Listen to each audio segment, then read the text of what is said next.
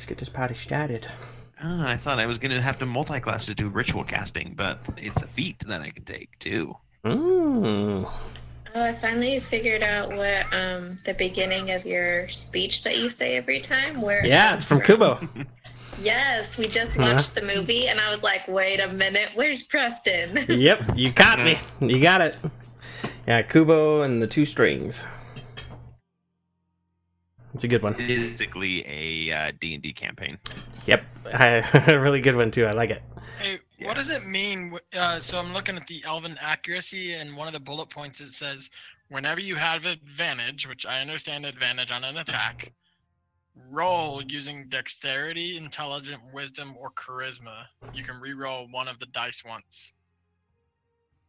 So it means if you have advantage, you're rolling with one of those abilities as your primary ability. Why would you roll with that ability when you're attacking? Well, it depends. The ranged attack is a dexterity ability. Or like the daggers, they have what's called finesse. You can use strength or dexterity depending on which one's higher in your thing. Attacking, I click on the weapon I'm using to attack. I don't click on dexterity. Correct. You'd have to go into the item itself. You can do one of two things. You can duplicate it and have one do, and just denote that it's this one uses strength, this one uses whatever. Or you can, before you make the attack, you go and hit the cog icon next to it. So if you go inside on your, I'm looking for you. There you are. If you go on your character sheet down to where your quiver and all that other stuff is, if you hit the little eye icon next to it when you're hovering over it. Oh, I'm sorry, no, that's not the one. It's on the other screen. This one's on the actual attack itself. So in the attacks and spellcasting, you hit the cog icon.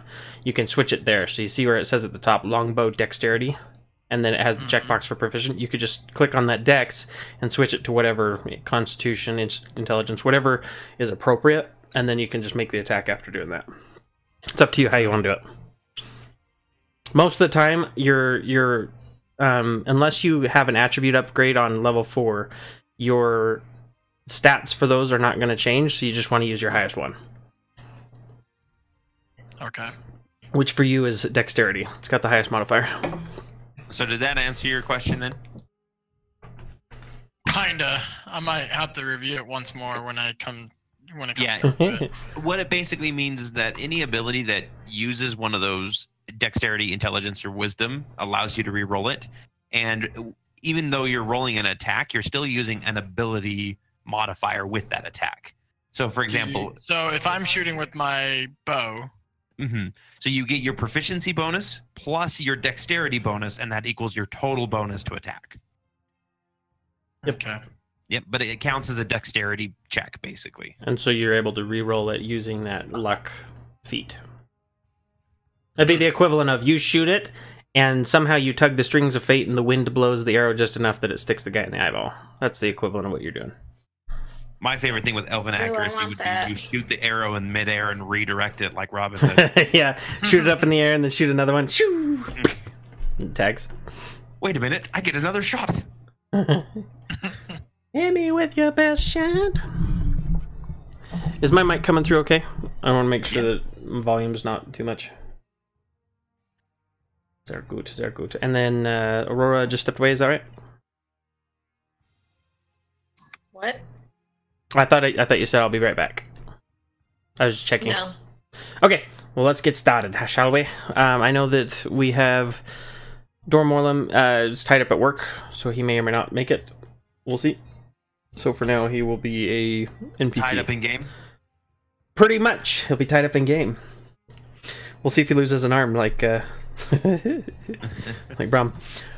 So how do you gain advantage on an attack? If for instance, if let's say Vinfina walks up behind someone and she grapples them and they can't move, that would be a way to gain advantage on attack rolls because that person can't move. Or if the person's asleep, knocked out, unconscious, etc.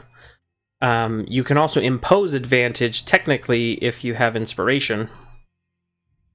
And so if let's say you shoot something and you're not at disadvantage or advantage, you could use that inspiration to cause it to be advantage, if that makes sense. But a lot of the times that I've seen it, a lot of people use it to negate disadvantage, so that way you're not posed. Okay. Yeah, there's lots of them there. All right. If you must blink, do it now. Pay careful attention to everything you see and hear, no matter how unusual it may seem, and please be warned if you fidget, if you look away, if you check Facebook for any part of what I tell you, even for an instant, then your Clash of Clans will be instantly erased forever. Good thing I don't play Clash. Please attend carefully as we begin, shall we? Let's jump over. So as a recap, our band of heroes is currently besieging Cragmaw Castle, a castle that has been found deep within the woods in the Neverwinter Wood, north of... Sorry, I'm getting feedback. It's messing with my head. Yeah, so north of the Tribor Trail in the Neverwinter Wood.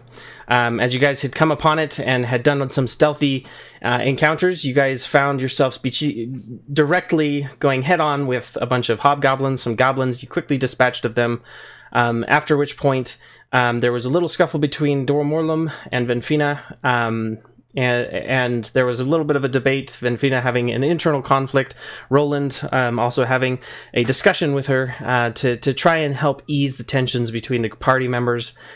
She had opted for the time being to recollect her thoughts and to rejoin once she had centered herself.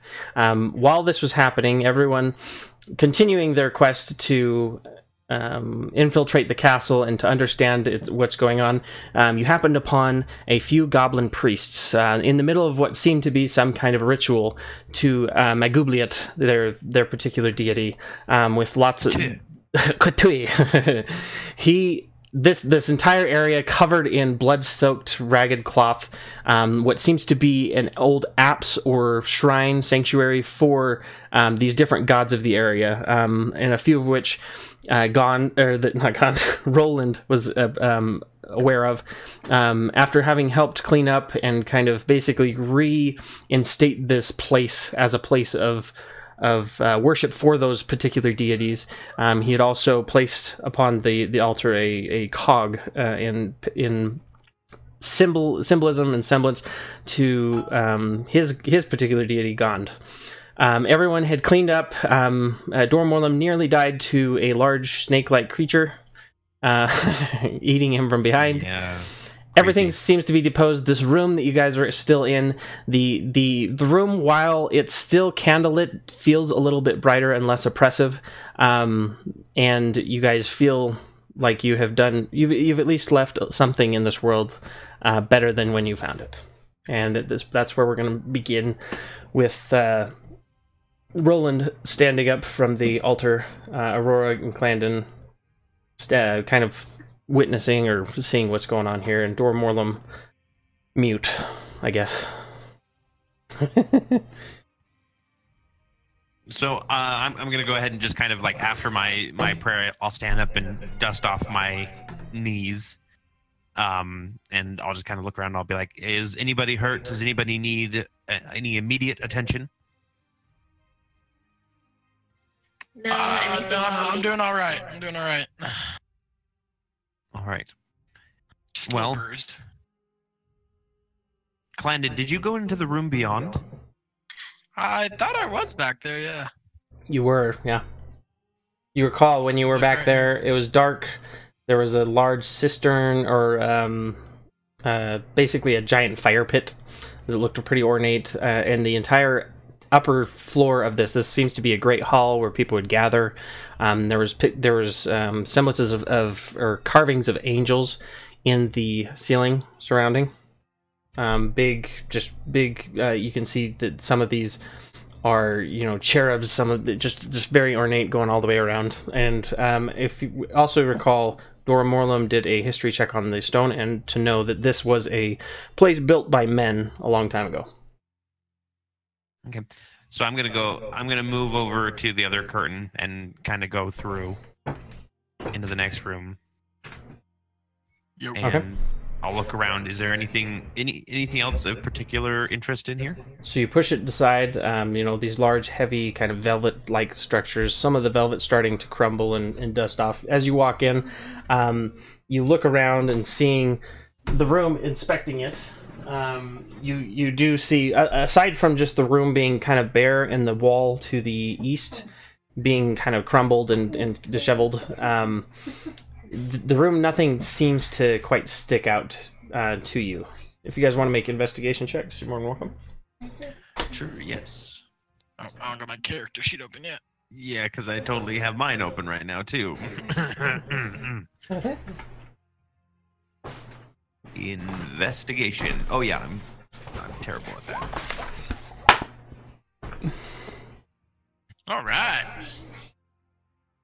All right, Roland. Looking around the room, you notice that like a lot of this stuff, this particular area seems less specific to one particular deity and more kind of these four deities, as you recall.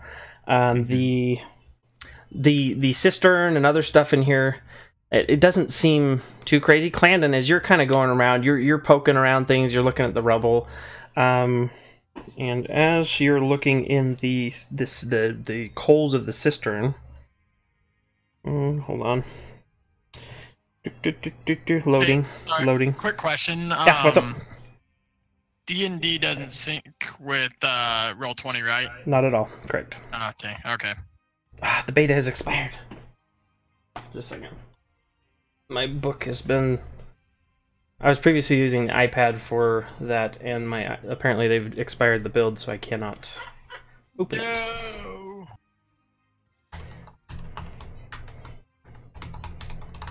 It's a good thing they can't do that to books, right? You can't expire a book. Alright, lost my Fendelver. Jumping over here. Ignore that roll. A 15 on a dulcimer. You start beating the dulcimer as loud as you can. I'm just kidding. How do I use that dulcimer? I don't even know how to use it. So so like, let's say you were in town and you decide you want to try and do a performance, make some money or something. That would be an appropriate time, and you would roll the dulcimer to see how well you do with it. I rolled good too. That would have been quite the performance, I think. Okay, I've got it open. This is number 8. All right. So as you're looking around, the brazier, you're poking around in the mound of coals, and as you continue to poke around, you start to notice a familiar glow of gold. And you start to dust it off a little bit more, and you see a gold statuette, a very small, kind of much less imposing than the ones in the other room. It's about the size of your hand. You can hold it and look at it. It is a sun elf that you would recognize it as, and is wrapped in a crimson cloth. Ooh. Is it a nice cloth? Who found this? Sorry. This would be Clandon. Clandon's sifting around in the. I think I'm saying it wrong. It's not it's a brazier, not a brazier. Yeah. Clandon's not sifting around. Yes, a brazier, whatever, however you say Well, you never know. Oh, Clandon. Or it's like, get out of there. Oh, he's a playboy. He is a young elf, you know. Half elf. That's true. All right, so you pull it out. It's got this crimson cloth. It doesn't seem like the coals itself have been hot. It looks like this was deposited well after this particular fire had burned. History check? History check? Go ahead and roll the history check. And combine this with a survival check for me. What? Do a survival check. I'm going to do the average of the two. Clandon accidentally eats the statue. He does not survive. No, survival in the sense that, okay, with your history check and with your survival check, you're not sure about the actual elf itself. You do know it is a sun elf. You're not sure of anything specific about like its origins, but you do notice that the patterns and the coal and like what looks to be ash, whoever put this in here, it seemed to be relatively recently. So you do see that this wasn't here. It hasn't been sitting here for hundreds of years. It's been within the last bit. Okay. It was hastily stuffed into the coals. All right. I'll go ahead and put that in my bag. Okay. Make a wisdom save. No, just kidding. Just kidding. So you've got this. Looking around the rest of the room, there doesn't seem to be anything else in this particular area. Are there are doors? Though, right? Or are those windows? Yes, you basically down to the south. You have a door right here, and you have a door to the east. Both of them to the south of you. These are the only two other doors exiting this particular place, other than the one you came in from the apse of this kind of chapel-like area. Okay, so I'll go back and poke my head back through the curtain. I'll say, there's some more doors in here. Do we all want to go through one of these? You want to take the left? I'll take the right. Then Fina, when you come, like open both doors at the same time? Why not? Sure. All right. When do you think? Well, you're not here to stop me. You want to do a what? You're in the other room. If Dora were here, I mean he is, but if he were less or more aware of his surroundings, he'd probably want to open both at once. I will cautiously open the door, quietly, if possible. Okay. So, as you reach for the door, we pause for a second. Venfina's in the woods. What are you doing, Venfina? Okay. She says she wants to cast Divine Sense. She's going. Okay, this is going to be a quick encounter for her. 1 second. I'm gonna radio silence for a second. No listening in on Twitch. You. I'm listening. Okay, go ahead. Yeah, I just want to cast Divine Sense. Okay. What? I can't believe she did that. See if there's anything in the woods. But if yeah, there's anything in the woods, Aurora, if you want to come into this room, we're obviously going to be opening doors. What's the range on it again? We might need a good bow. 60? 60 feet? 60. I'm being invited in now. Well, I mean, it's not my place. You can come in whenever you want. You notice that to the south and the east of where you guys were at, in those portcullis when you first were going to go in that door and you heard a bunch of people talking. Whatever. You sense that there's evil that direction. But in the vicinity around you, in that 60-foot radius, there's nothing that seems to be there. They are not of undead construct. It's just they seem to be evil creatures, predisposed evil. Okay. Does my divine? That's a good question. Divine Sense, is that a one that she casts and it stays up for 10 minutes? Does it not? Let me check to see how long it lasts here. Because I have my book in front of me and it makes it so much Perfect. easier. Do you get all your health back when you level up, like in video games? No. But you do get an extra dice to roll. So if you used all your dice, you'll have another hit dice. So what about when you... So I leveled up and I gained hit points. Correct. Upon leveling up. Your hit point pool will increase as well as... So, like, let's say it increased by 5. Your total will go up by 5, and your current will go up by 5. Yeah. Well, it looks like my bar got bigger, but my health didn't actually go up. It should go up. What you'll have to do is... let's see. So if I click on Clandon, in there you should have I'll just add in the difference. Where's your max so health I pool? gained 6 hit points. Yeah, so maximum health points. Your current hit points is blank. That's why it's doing that for you. So your maximum hit points should be your total, and then underneath that, where it says current hit points, that needs to be whatever your current hit points are. Oh, okay. I had been adjusting it on my character there. Oh, that's all good. Yeah, so just do that, and then that will appropriately show the percentage on it for you. So you keep walking. Sense lasts until the end of your turn. End of your turn. Okay, so that is going to be the end of your next turn. Sorry. Next turn. So it's 6 seconds. So yeah. Okay, that makes sense. So you're walking.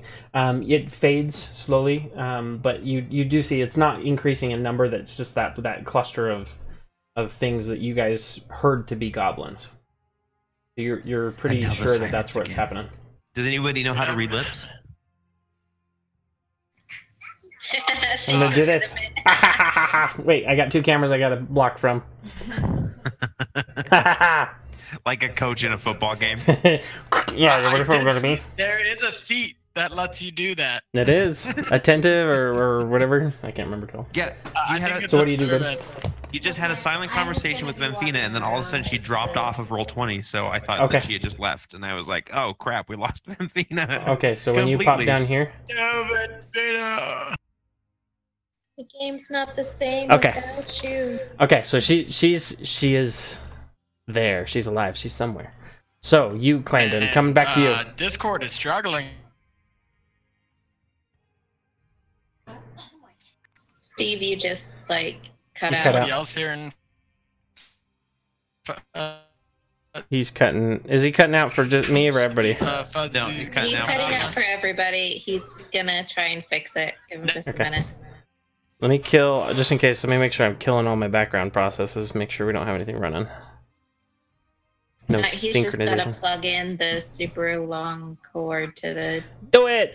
computer to make it go faster. Can you get me one too? Because my internet here tends to drop out. Okay. Happy birthday! It's really cool. It's one of those flat ones so that you can like Oh, walk nice. on it and it doesn't hurt your feet. I And love it's those. like 100 feet long. Get my makeup and get in a cup. You don't need it.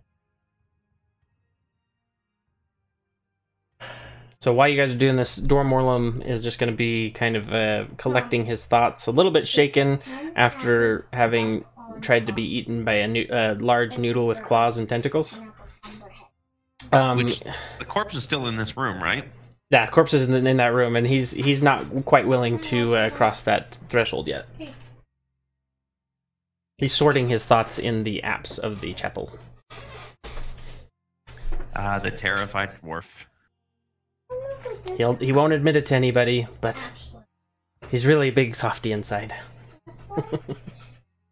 Like all dwarves. Like all dwarves, yes.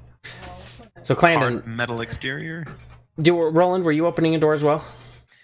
I know we joked about it, but I agree with Aurora. I don't think that's a very good idea. So I'm Okay. actually just like waiting by this door, Okay. like listening. bracing at it, see if I listening? Hear anything? Yeah. Okay, so you're sitting there, Clandon, as you take hold of the handle and you begin to Wait, push. wait, he's not back yet. Okay, I'll wait. How many hours have I been waiting? I'll roll. Can I roll a perception check while we're waiting? How many to hours? see, You've probably been what I about can an hear hour and a behind half. the door? 2 hours. Okay, so it's basically Yes, you can go ahead and roll a perception check for me.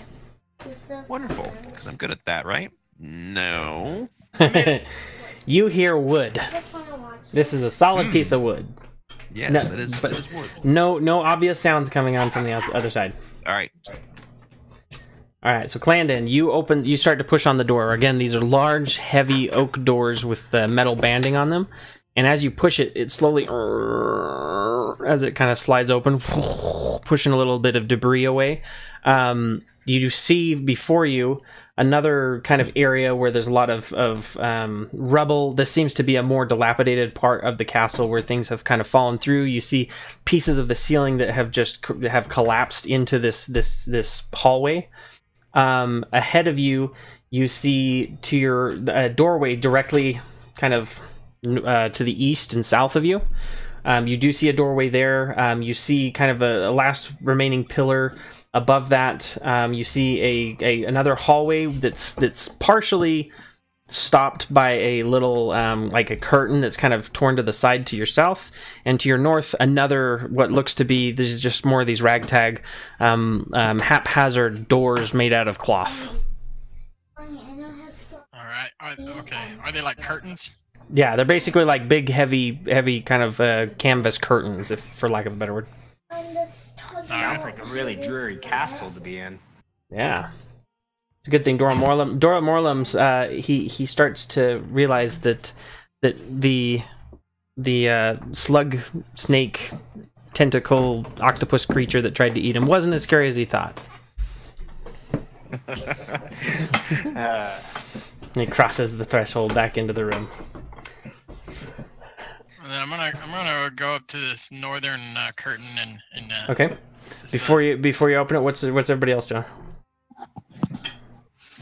I'm just chilling out right now because I gotta do some stuff. I'm listening though. Okay. I'm gonna go ahead and approach the door as well. Okay. So you see the door is still open. A little bit of dust settling. You see the same thing. You see ahead of you a doorway to your south, rubble and a kind of a torn up canvas sheet. In other words, that was a makeshift door. And then to the north, Clandon standing before and reaching forward to open this next piece of cloth. And Vimfina. Huh. I'm going to go radio silent for a second while she tells me what she's doing. I'm just Frolicking in the woods. Okay, you're walking. Are you just walking aimlessly, or are you approaching the castle, any of that? Okay, so see you, the path. okay, so you're just walking, you see the path. Okay, so let me know. Alright, Clandon, Aurora, are you doing anything with, or are you guys just kind of chilling in there, taking in the sights? Yeah, I cannot have So you. they Look, you're going open to the break my door tab. on the right. You need to get out of here. What are you doing? I went in on Yes. the right, and Roland opened the door on the left. No, I didn't open the door on the left. I came over to your door. Oh, okay. Yeah, despite our conversation, I thought that Aurora was right, and it was a good idea to. She's always right. It's true. Okay, so Can I get vision to that room, by the way? yeah, if you let me get the. Okay, because I just didn't know if I could do that, or if you want me to step on the other side of the door. I will go ahead and follow Roland in there. Okay, so you Hey, step guys. I just said that quietly. in. What's behind the tapestry, Clandon? I don't know. I want to see. Ignore the man behind the curtain. Clandon, Roland, Aurora, and anyone else entering the room, go ahead and make a stealth check for me, please. Let's just see how loud you guys are being. I'm so quiet. 15, 12. Okay. Oh.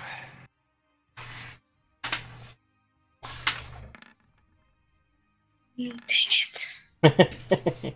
So as Aurora's kind of pushing through the door a little bit, everyone else is relatively quiet. There's some scratching on the ground because this is flagstone, and you've got this grit underneath your shoes from the rubble from above. As she kind of pushes a little bit further for the door to let Tiger Lily come through, one of the hinges breaks on the big heavy door, and you hear this wrenching sound, and it turns to the side and kind of just hangs there by the bottom hinge still. She kind of freezes. Everybody's looking around. Dust settles a little bit.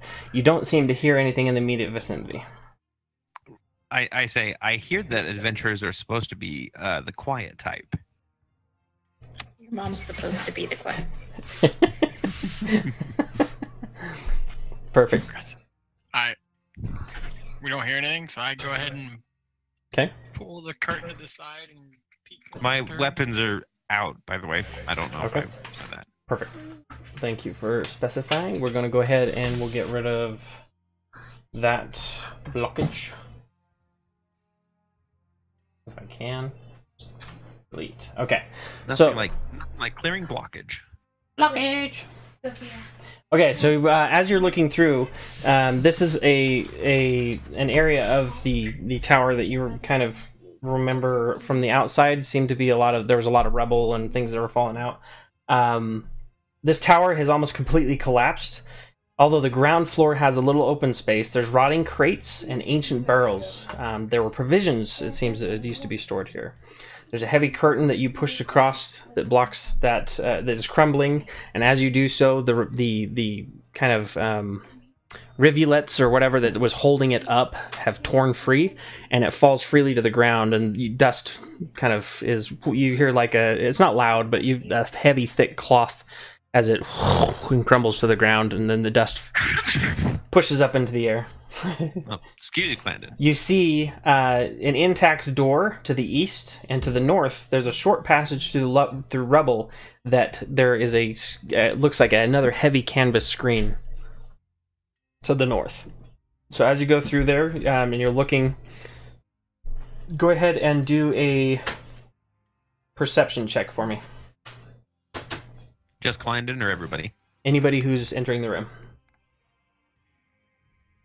Nope, that's the wrong check. Ignore that persuasion check. Clandon, 15 was to tell you to ignore it. Clandon, No! you got Clandon, you got something in your eye. Can't quite see what's going on. Aurora, you, however, when you're looking at the dust as it's kind of settling and he's dropped this, you're very from where you're at. There's less dust in your face, you and Roland, and you both notice that to the right-handed door, that in this area, even though it's very dusty and old and just like rotting crates and stuff, you see a definitive footpath in the dirt going to the east to that door. So it is something. This seems to be a path that they go. It looks like there's somebody that's been here, knows where they're going. There's a path here. You can tell that just from the dust? There's footprints, so yes.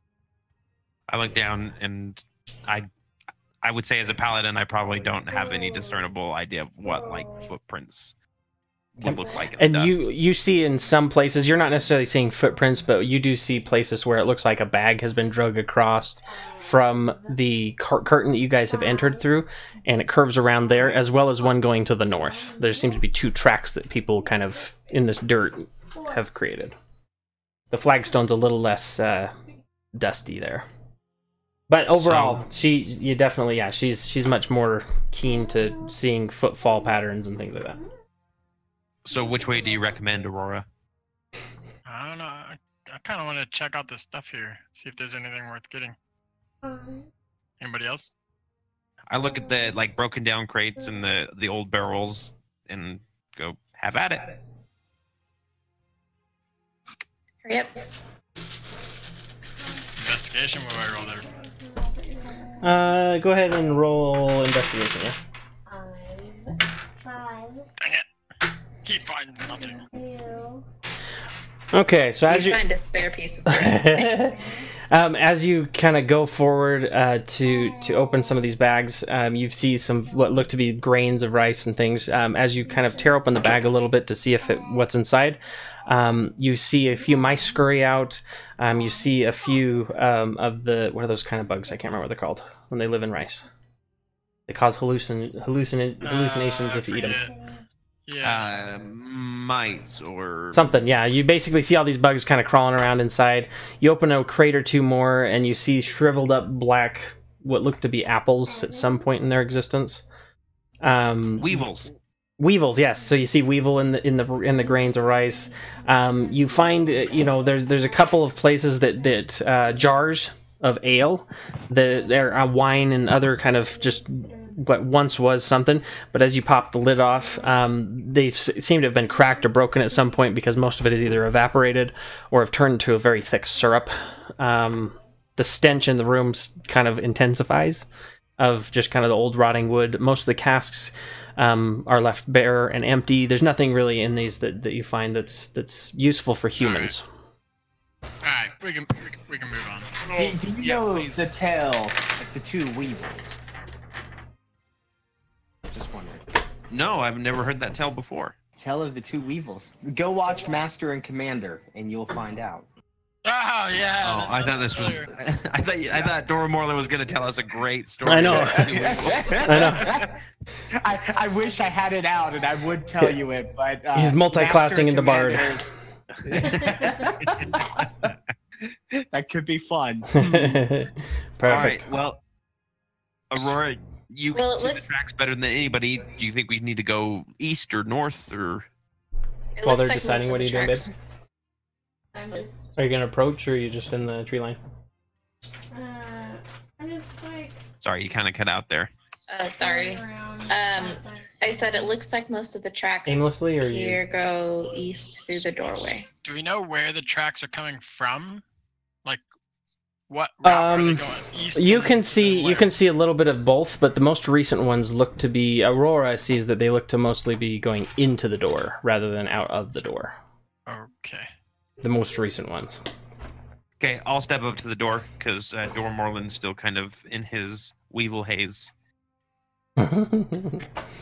Perfect. Okay, so Roland, you step up to the door, and are you opening the door? Behind him.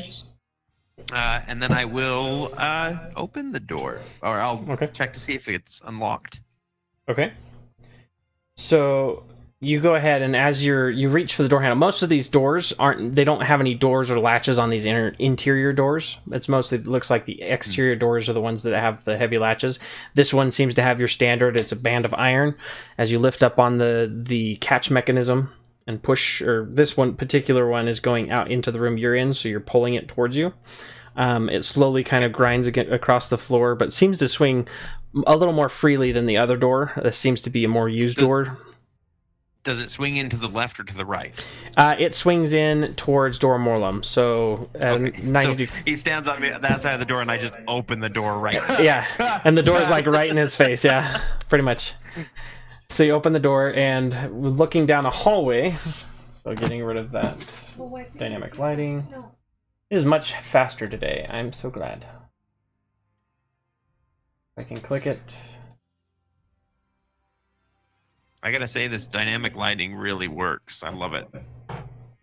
Click. There we go. All right. And so once we got the door open, you look down the hallway. This seems to be a much smaller hallway. This seems to be a little bit better kept. There are some lit sconces. There's torches in this room. As you can see, the ceilings are high in this. This part of the building doesn't seem to be as in disrepair. It is seemingly whole. The flagstone on the floor, the stones on the walls. There's no rubble in this room. Wait, I remember this. Check for the floor. Don't fall. Yeah, we should roll something across the floor, see if there are any traps. Or... Grab a barrel. I've been through this before, guys, and I know Preston's out to get me again. Okay. Well, I mean, if Dora Morland's really that concerned about it, I'll go ahead and sheath my weapons, and I'm going to go ahead and grab one of the old barrels. And I'm going to take it, I'm just going to set it on its side at the entrance to the door, and I'm going to roll it forward. Okay. So as you roll this forward, go ahead and make me a stealth check. See how stealthily you roll a barrel. Like, don't hit the other door, don't hit the other door, don't hit the other door. So as you roll it, you know, you hear the sound of this barrel's pretty hefty, so you know that this particular barrel would be a sizable comparison to a dwarf, maybe. And so this is the heaviest barrel I can find. This is a barrel straight out of Rivendell, full of dwarves. Or not Rivendell. You can put me inside of the barrel and roll it. You're gonna escape through the river tunnels. So as you roll it, you hear the sound of the cask itself kind of creaking and wobbling a little bit. It rolls down, relatively silent, and until it kind of turns a little bit and hits the wall and kind of stops. Nothing in the room seems to happen. You don't detect any change. I look over and a little bit down at my dwarf companion, and I say, "Satisfied?" Barely. Barely? Barely. Now we go. Christmas bells are ringing. Okay, I'm gonna go ahead and step through and go to the hallway. I'm basically gonna go up to this other door, but I'm also like slowly making my way around to see what I can see around the corner and everything. Okay. So I'll end right here. And I'll end right here. Okay. So you go ahead and you back him up, Clandon, Tiger Lily, Aurora. I wasn't paying very good attention. They were kind of doing that while I was still rummaging around, and I didn't see them go through the door. Okay. So the door's still open, so as you turn around, you would see them kind of exiting. Okay. Well, I ignore them, and I want to go look up north. Okay. Is that That's fine. A wall right there? That's fine. Go ahead. As they're doing this, you go ahead and walk up there. You reach out, and it's just like the canvas that you had before. Are you moving? Or going? Right. What are you doing with it? Yeah. I'm gonna try to peek through the canvas quietly again. So this canvas seems to be a little more sturdy because again it's being used more often. It's the rivulets at the top that are suspending it are much better. It's much better quality. So you're able to push it aside without it tearing down. You look outside. You recognize this area as the area that you guys had inspected before. This is higher up in the rubble in an area that you didn't quite notice when you first passed through. In the rubble, this particular piece of canvas is like a makeshift quick door into the building. Oh man, that's the entrance we were looking for. Okay. Yep. I'm like, I'm like, I make a mental note and like, this might be handy. Oh, you know, now that you look at it, there's a little trail heading out of that. Dad, gummit, we're not paying attention. Sorry, out of character. So I take note of that, and I go ahead and turn around and follow the group. Okay. So as you're walking back, you notice something approaching, and you hear. Oh boy. An ogre! No, I'm just kidding. Not an ogre this time. You hear a familiar whistle. Does a 16 hit? Maybe. Yes. To the south of you, you hear a familiar whistle of an arrow flying through the air as it sticks you clean in the shoulder. As you turn to see to your south, a hobgoblin with his longbow trained in your direction.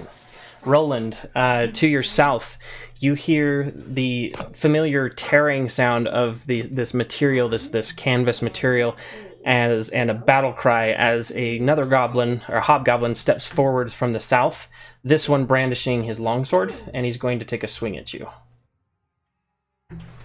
Come at me! So that first one, did you get that 9 points of damage? Oh, wait, I didn't hear you tell me how many points. Yeah, 9 points of damage. And for, let's see, longsword, he's attacking Roland, and then we're going to do initiative after this. Roland does a 6 hit.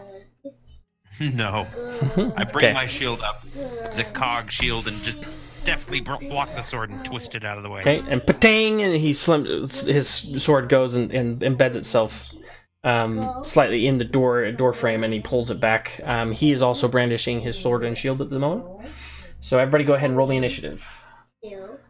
Vinfina, you still wandering? Oh, right. Okay. Hold on. 1 second. I think if we okay, go ahead and roll, everybody. It should replace your current rolls that were already in the list, because I did not clear it beforehand.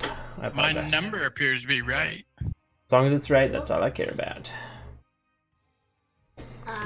So these guys got a little bit of surprise. I can roll again, but I did roll a 7. Okay. Perfect. So I'm going to go ahead and put it in order. Ascending. All right.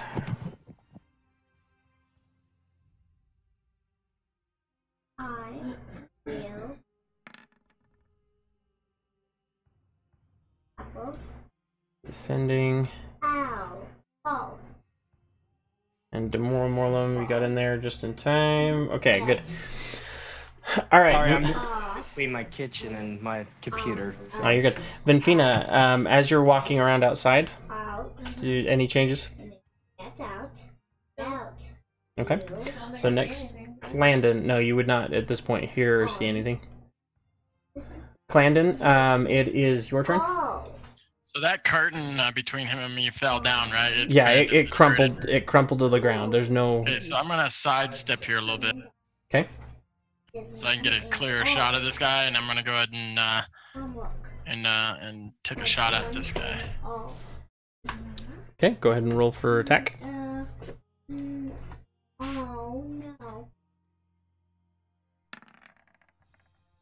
Oh yeah. Well, that was almost a 1. Yep, that definitely hits. 6 piercing damage. All right, so as you're hit, you have the snapshot. You pull your bow out, draw an arrow, train it on this hobgoblin, and let loose. The goblin takes it partially in his shield. You can tell that this arrow is hit hard enough that it has gone through the shield and has embedded itself in his forearm. So he takes 6 points of damage. Okay, and next it's going to be Hobgoblin by Roland. He's going to attack you again, swinging his longsword with one hand. Another go? I have to say that specifically because he can do it two-handed. 17. That misses. Misses. Okay, so he swings again. 17. And it's 17. Yeah, he's got a pretty high AC. Wow. Yeah, he's definitely the one to have in front here. Yeah. Well, he's a paladin with a shield, so. Yeah, him and Vinfina have the highest I AC don't of the even group, I'm pretty sure. I don't even have my plate armor yet, so. Yep. So he pushes it to the side, and the goblin, you know, getting frustrated, you hear him as he kind of taunts you in his native tongue. Hey, what does And he to say? your mother too. You say that again? Aura? Preston, what does he say? I will type it to you. Okay. They need to add a selective voice control or something. Yeah. Oh, I typed it as Aurora. Yeah, you did. Oh my gosh, I can't believe how close I was without even knowing what he said. Perfect. Good response. Pat myself. Perfect. on the back. Yeah. Hobgoblin number That should 2. win me over. He pulls another arrow. He actually pulls the broken shaft off and draws another arrow in his longbow, trains it on you, and fires another shot. Does 21 hit? Me? Yes. Dang it! Yeah. That's another 8 piercing damage. Dude, how come it He's hits hitting so much hard. damage? He's hitting hard. As I'm fighting off the single hobgoblin, I want to go. We're kind of doing this like light clashing. I'm like, I'm glad there's only one hobgoblin here, and I'm protecting everybody in the party. Yep. Ouch! At this point, Tiger Lily's kind of blocking the doorway, pushing inwards. What's Tiger Lily doing? Tiger Lily.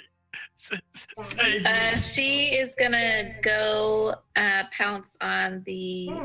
Let's see, where is he? I can't even see where he is. Oh, can Tiger Lily? Tiger Lily Well, wouldn't she see. can do 60 move speed. She could. And She she's would in hear the same whistling. room as Clandon. She would hear the whistling and kind of see where it's at. So I imagine Tiger Lily would probably be the most aware, if anybody, of where the goblin is at, and it would be to Clandon's south. She can also smell him too. Okay. I'm gonna have her go after him. Okay, so she goes ahead and you see the hair on the back of her neck raise up. She gets into a prowling stance and then takes off. He's right here. If she was to land right there, then she could do her pounce attack. Okay, let's go ahead and do that. Okay, so And she pounces. Yes, let me pull it up. And so you know, Clandon, when the pounce, if he is knocked prone, you're going to have disadvantage at range attacks. Gotcha. Because he's a smaller target to hit. I would have disadvantage, right? You would have disadvantage. Plus, Tiger Lily's butt would be in your way. Again. Again. Okay, so you have to do a DC 12 strength saving throw. Okay. It succeeds. Okay, then I don't think she can do she can't do the bonus action. Correct. This would be an attempted pounce, and if she was able to knock him prone, then she could do the bite, but she wasn't able to. So at this point, she But kind of she with the snarls. claw attack, right? I'm not sure if I think the So it says if the panther moves at least 20 feet straight towards a creature and then hits it with a claw attack on the same turn, that target must succeed, and then she gets the bonus attack if that. No, there you go. Then you can do a claw attack. So- Then You still get the claw attack. go ahead and roll. Attack 17. This one does hit because he is not using his shield. Go, Tiger Lily. So if you click on attack on the description, it should. There you go. 3. 5. 5. Oh, sorry, 5. Yes. So that's with the advantage. We got it. All right. So as she claws at him, how do you want him to die? She claws his throat. Okay. So she takes her paw, and as she comes through, she kind of pounces at him, and he steps back. And at this point, he kind of pushes his chest forward and like snarls at it. At which point, the Tiger Lily wastes no time and just takes his jugular right out. His eyes kind of go a little bit wider as he kind of looks forward, tries to take a breath, and then slumps forward down. She saunters off looking at Clandon like whatever. Like in true cat fashion, she's flitting her tail back and forth, looking over at Clandon, and goes in your direction. And I just say, hey, I got it started for you. But thank you. Tiger Lily does at this point. Tiger Lily's still down there. So Dora Morlum, it's your turn. You are currently in the room with Roland and the Hobgoblin. Barrel him over. Well, thank you for letting me know that I was on deck. Oh, sorry. Aurora, you're on deck. Dora, you're on deck. How about that? Okay, well, I Becca, from where you're at, Hobgoblin.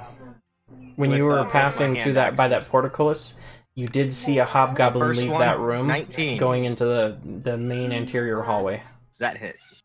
Right here, from right here, you saw a. I can't hear in Preston. Yeah, I can't. Sorry, I'm telling Becca real quick. Oh. Right there. I'm sure 19. That's where you so see in. 9 slashing. Okay, so 19 does hit. 9 slashing damage does hit. Hey, how about? Oh, hey, look, natural 20 for the second one. Yeah. Okay, and go ahead and roll your damage, and it should have the. Let's see, 1d6 plus 3. Oh, I rolled a 1 on that. Where's did that do the? No, wait. I think you have to do another 1d6 because is that doesn't look right. That doesn't look right. What happened? 1d6 plus 3. You should be doubling or rolling it twice. That should be 2d6 plus 3. Wait, No, I think it did. I think it so did it was all. 8 plus 1. Yeah, it's right. It was 8 plus 1. So, because it rolled a 1d6 plus 3 equals 5 plus 3. For 8. So. And the other d6 rolled a 1. No, the plus 5 to the hand axe. Oh, you're right. You're right. The Never plus 1 there is your critical damage. That's correct. You're correct. So that is 9 total damage. Because I did a terrible natural 1 on that one. I guess is what it gave me. Okay, cool. So you hit the Hobgoblin. How do you want him to die? For 18 damage. I want to take one axe and come down on one shoulder and slice clean through and drop one arm off. Okay. And as that limb falls to the ground, I take the other axe in his surprise and I slash it across his chest and just rip open his chest as his lungs and heart just pour out. Okay.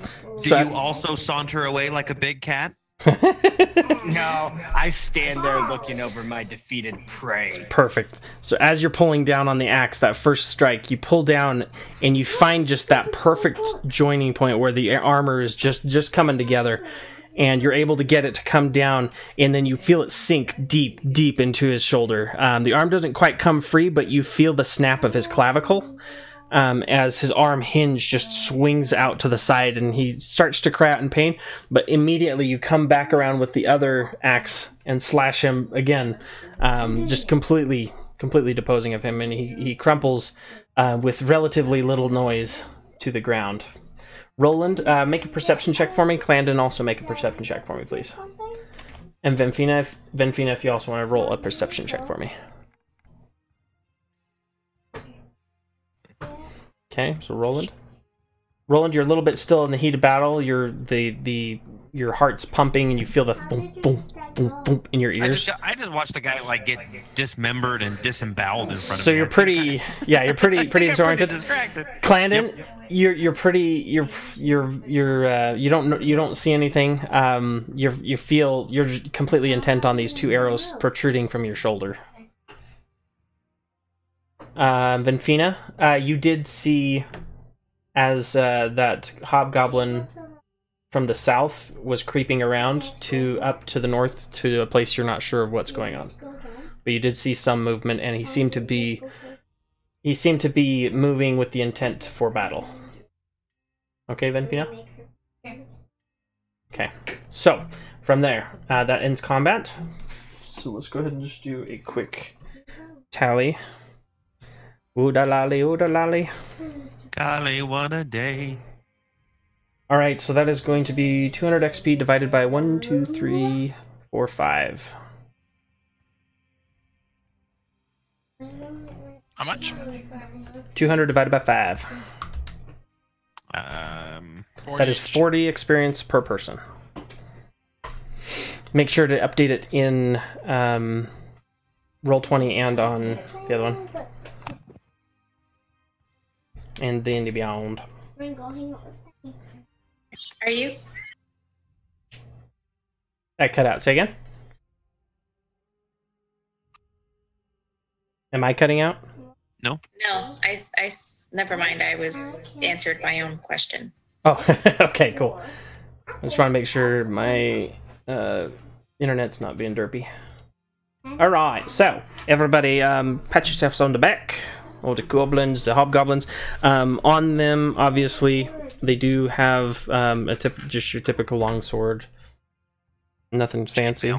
Just chainmail, longsword. The one goblin, his chainmail seems to be ruined from the savage attack. The other hobgoblin, you guys aren't sure. Clandon, unless he goes down and looks at it or something, or if Tiger Lily's looting bodies now. Go away, buddy. And I ding, by the way. Weep. Weep, weep, weep, weep. I'm gonna actually come over. I come over closer to the door. I'm like, hey, Roland, a little help over here. You mind?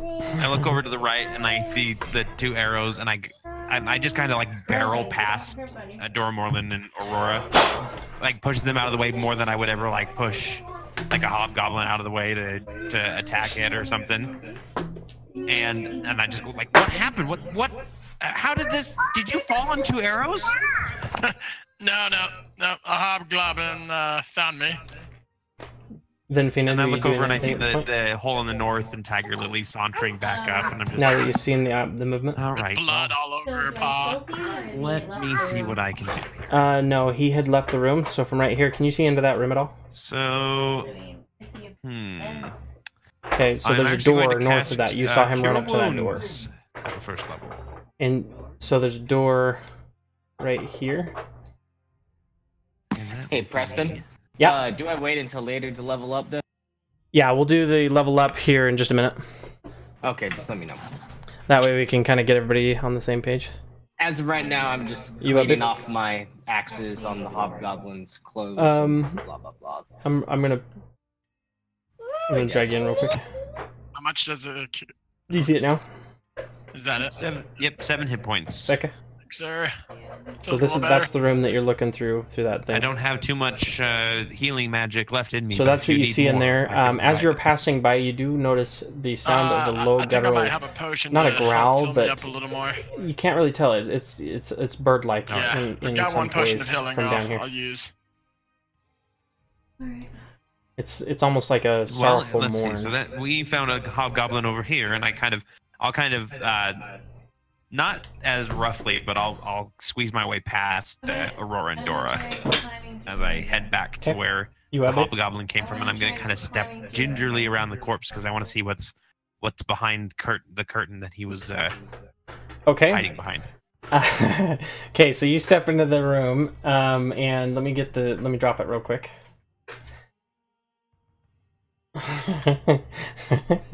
This is funny.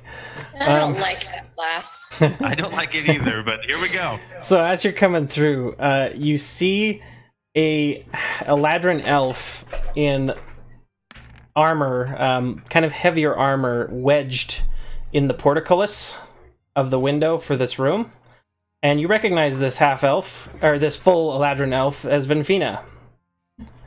Looking with a little bit of a sorrowful look, trying to climb through a window.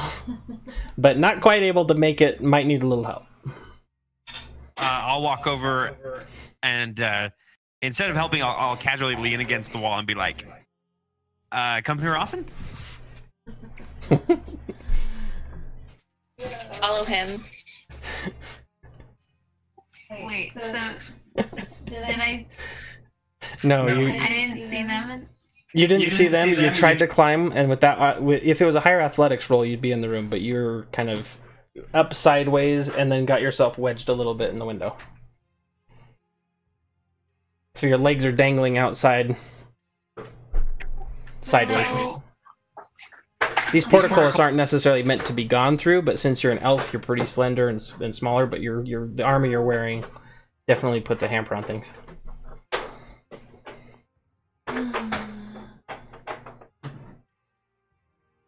Hey, Venfina. Half in a window. You pull her out of the window? No, I'm leaving her there for a moment. I'm kind of just smirking at her a little bit. I'm gonna go up and help her out of the window. As a fellow elf, especially both of you coming from the high courts, you both are aware that appearances in the high courts are everything. And this is definitely the appearance of funny. Do I need to roll anything? Go ahead and roll a strength check for me. And Venfina, with that roll, we're gonna do kind of like an assisted roll. So go ahead and roll a strength and do it with advantage, because she is also helping you with her acrobatic finesse.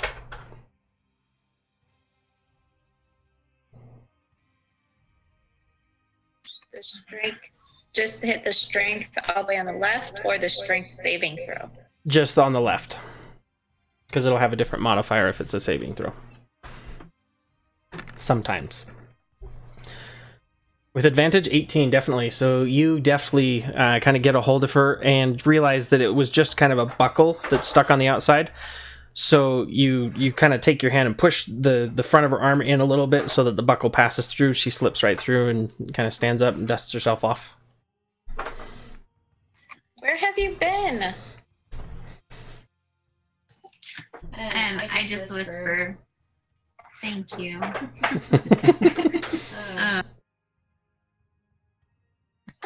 I just was strolling about and gathering my thoughts and, you know, communing with nature. Did you find what you needed? I don't know if I was searching for anything, but I'm back. You missed it. Landon was totally getting clobbered by a hobgoblin, and Tiger Lily went over there and saved him. Yeah, Dora Morland almost got killed by a giant worm. Goblin I saw to the south or to the The goblin It tried to make babies with him. that you saw? Oh, he came through. So, Venfina, I'll say it here so that everybody sees it. So the goblin that you saw that you were going to pursue is coming through the door that Clandon is coming back through. It was a hobgoblin. Oh, so did you guys run into a hobgoblin? A little bit, yeah.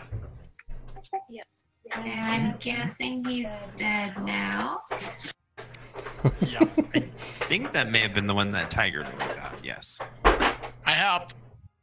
So, giving you a description of the room you're in, you see a stone brazier full of coals that are still glowing in the middle of the small barracks. There are 4 straw pallets lined up along the east wall. The wall to the south has collapsed, but there's a barred wooden door in that direction that is still clear. A curtain hangs in an archway to the north that is moved to the side where you guys came in. It's a barred door, so it's barricaded. So is the hobgoblin dead? Where's our dragonborn when we need him? Yes, the hobgoblin that you saw was dead. And from your discussions with your companions, your Venfina would kind of assume that was the outcome.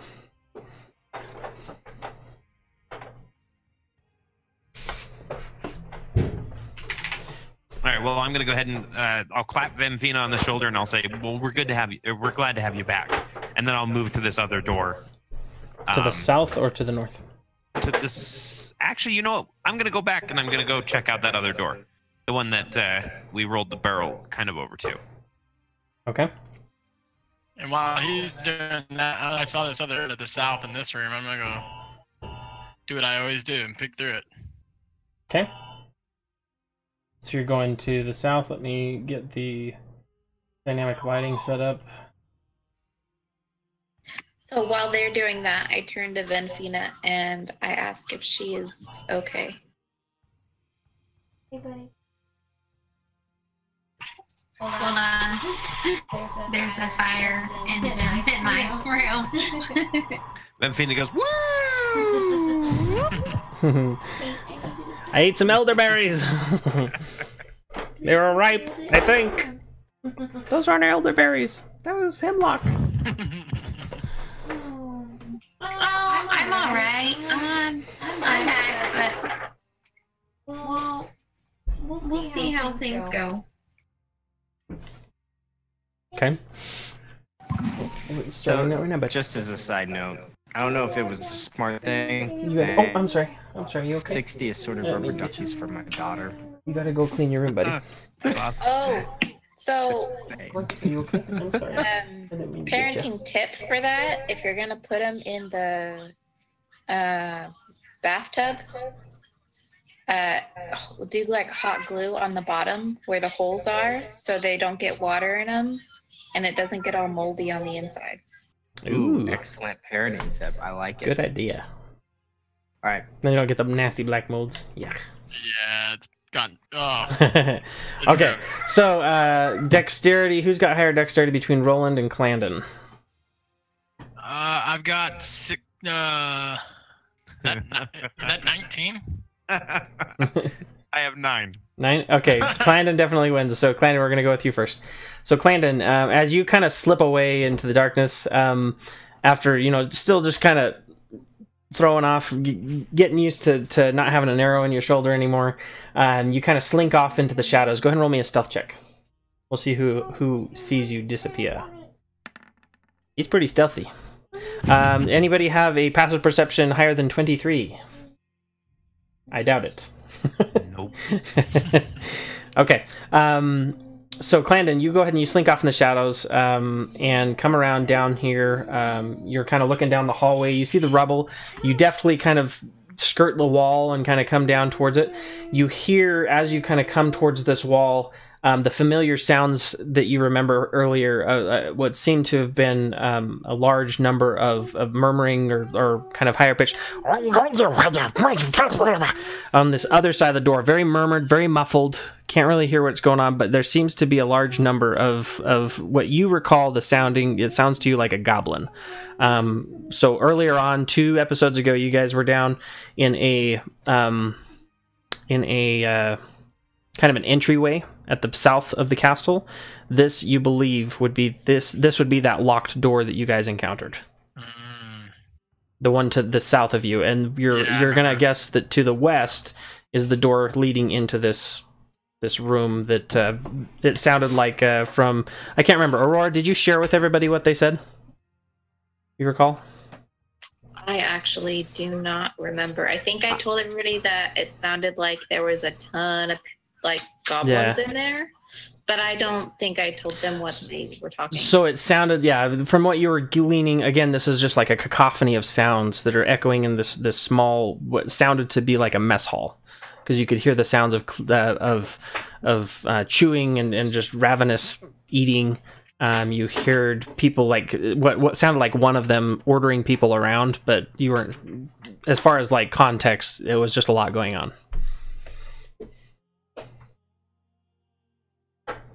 Okay.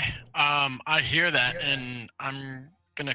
Can I continue with that same stealth and head back to the group and notify them?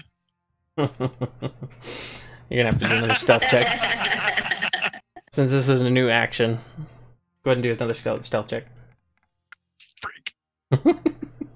So you're kind of slinking back, and your adrenaline's you're higher on adrenaline now, so you're a little bit less attentive to detail of what's going on with where you're at. You kind of stumble a little bit when you get to the drape that's on the door and kind of push it out of the way, looking around like, no, I hope nobody saw that. And at which point we're going to go ahead and go back to Roland. Roland, what are you doing with the door? I am. Let's see. I think I'll listen at this door. We'll listen. We'll give it a listen. Okay, go ahead and roll See if perception. I can hear anything more than wood this time. Nope. So you're right now, you're kind of looking at the door and you put your ear to it and you're looking forward and your eyes inevitably look down and see the recently dismembered body of the hobgoblin. And you're a little distracted. You're not quite there. You don't hear anything going on inside. You hear what might be the sounds of fire, like a fireplace licking the logs, but nothing above and beyond that. Did anybody follow me, or am I over here alone? You're over there alone right now. Okay. I think I'm gonna come back to the group. Well, actually, no. If I'm only hearing, do I actually hear fireplace sounds? Because if so, I'm probably going back to the group. If I'm hearing something that sounds like a fireplace or firewood crackling, Yeah, I'm you gonna hear go back to the fireplace. group. Yeah, I'm gonna go back to the group and walk in and gently skirt around Tiger Lily. Nice kitty, good kitty. Okay. And I'm gonna say, I think there's somebody in that room over there. There's a fireplace or there's some fire that I can hear. Okay. Clandon, so while this is going on in the other room, you feel something watching you. It's a nothing. Go ahead and roll me a perception check.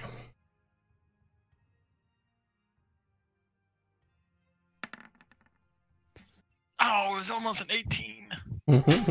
So you feel that familiar feeling of the hairs on the back of your neck raising.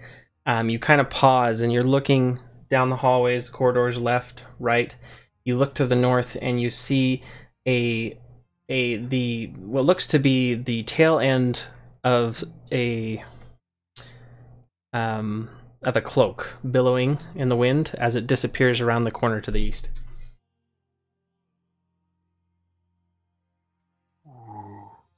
Okay, go ahead, Roland.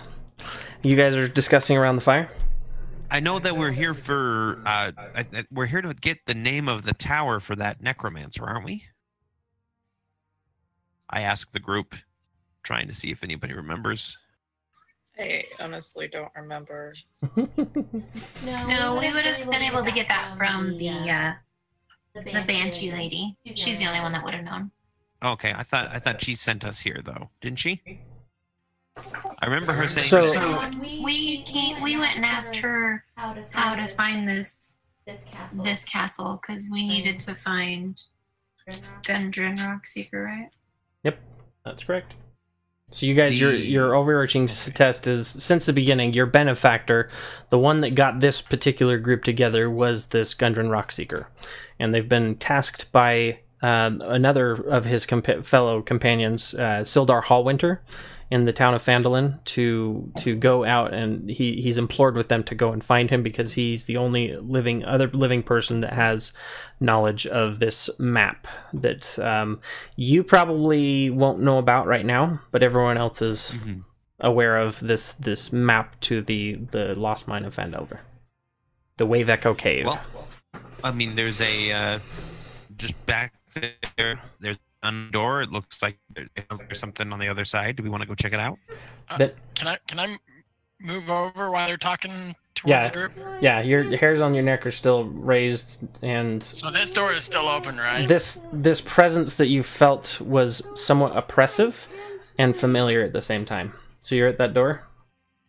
Yeah, and I speak into the room like, guys, I just saw somebody to the north of us heading east into the room above us.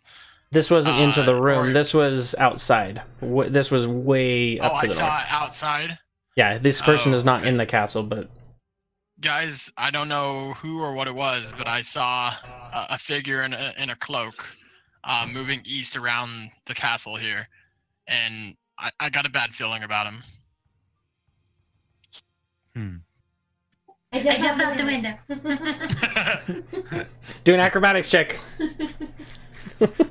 If you're jumping out the window. By the way, Benfina, do you share with anybody any things that you found outside? The growling. Anything. You heard a crying sound to the south of your location. I thought the crying sound was coming from inside. Mm-mm. That was further to the south. Acrobatics. She might have gotten stuck going in, Do a barrel roll. but she did a barrel roll straight out that window, and it was like just she's outside. After she does that, I also say, wait. There's also a big group of goblins just in a room south of us, like southwest of us. Would you have told anybody about the? We'll deal with the goblins later. We got to go after Venfina. Okay, let's do it. I'm not jumping out the window. I am gonna go run outside. Okay. I run up to the window. Follow me. I know an exit through the back. Okay, I'll follow Clandon. All right, I Aurora. run up to the window and I'm like, Oh, what the heck are you I doing? thought the goblin was the one crying. That's why I went inside. No. It was to the south of there. There's a So you heard Roland and I start heading growling down this and kind of outside mournful. path. That's why I went inside. I'm not being stealthy at all, by the way. I'm literally No, charging after. We're rushing. We're rushing Never go to inside if I knew. Vinfina. Yeah, I think I'm gonna jump out the window with her. Okay, so you go ahead and you walk up to the window, you brace yourself, look down, you see that it's not that far of a drop, it's maybe, 5-10 feet. It's not very far. And you're able to go ahead and roll an do acrobatics check on this one. So you're doing the same thing. As you hit the ground, you kind of tuck and roll and kind of roll off most of that damage. Is Tiger Lily following? Heck yeah. Okay, have her do an dexterity. Should she have to? Cats always land on their feet. That's true, with advantage. With advantage. Yeah, that's totally fine. So Tiger Lily comes down, and pure cat fashion, as it just, lands silently and deftly to your side, ears back a little bit, looking to you for guidance. What's going on? Morland, what are you doing? You're standing in a room with a small brazier with fires slowly dying. The sun outside getting into the more dusk hours, 6-7 o'clock in the evening, And everybody's left me. and everybody's left you in the room. You have a choice to go and follow the guys to the north, or you can try and jump out the window, or you can go through the barricaded door or go through the door to the north. That's up to you. Well, Roland and Clandon, go ahead and do a stealth check while we're doing this. to the north. Where'd they go? I ain't going out the window. Okay, so you would have heard them running. They would have gone to the west and to the north, and you would kind of hear the footfall as they were going. So you're going to be a little bit behind them, but you would see that there's now an opening to the north that leads outside. You're familiar with this area because you guys were there earlier. And if you are going out that direction, give me a stealth check, please. Clandon and Roland, you're both moving deftly. You're sticking to the shadows. You're kind of just really being very attentive of your footfalls. You hear behind you tromping sounds as this dwarf is trying to make double time to catch up with you guys, and he's huffing and puffing and as he's running up to you. And at which point you don't hear, but you do see, because it is getting later in the evening, you do see that there is a flickering light in the porticles to your north, to the south of Roland and Clandon as you're going past. It is the familiar flicker of firelight, a larger fire, and you see the dancing shadows of large figures against the walls. Large shadows casting from this fire that's seeming to blazing inside. From this room? From this room, yes. And you also see some light kind of... Clandon will see some light around the corner here. Tiger Lily and Vinfina, Aurora, you'd also see it.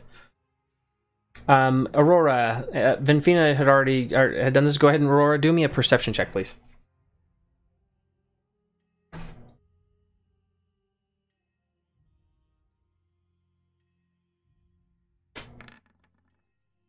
Okay, 20.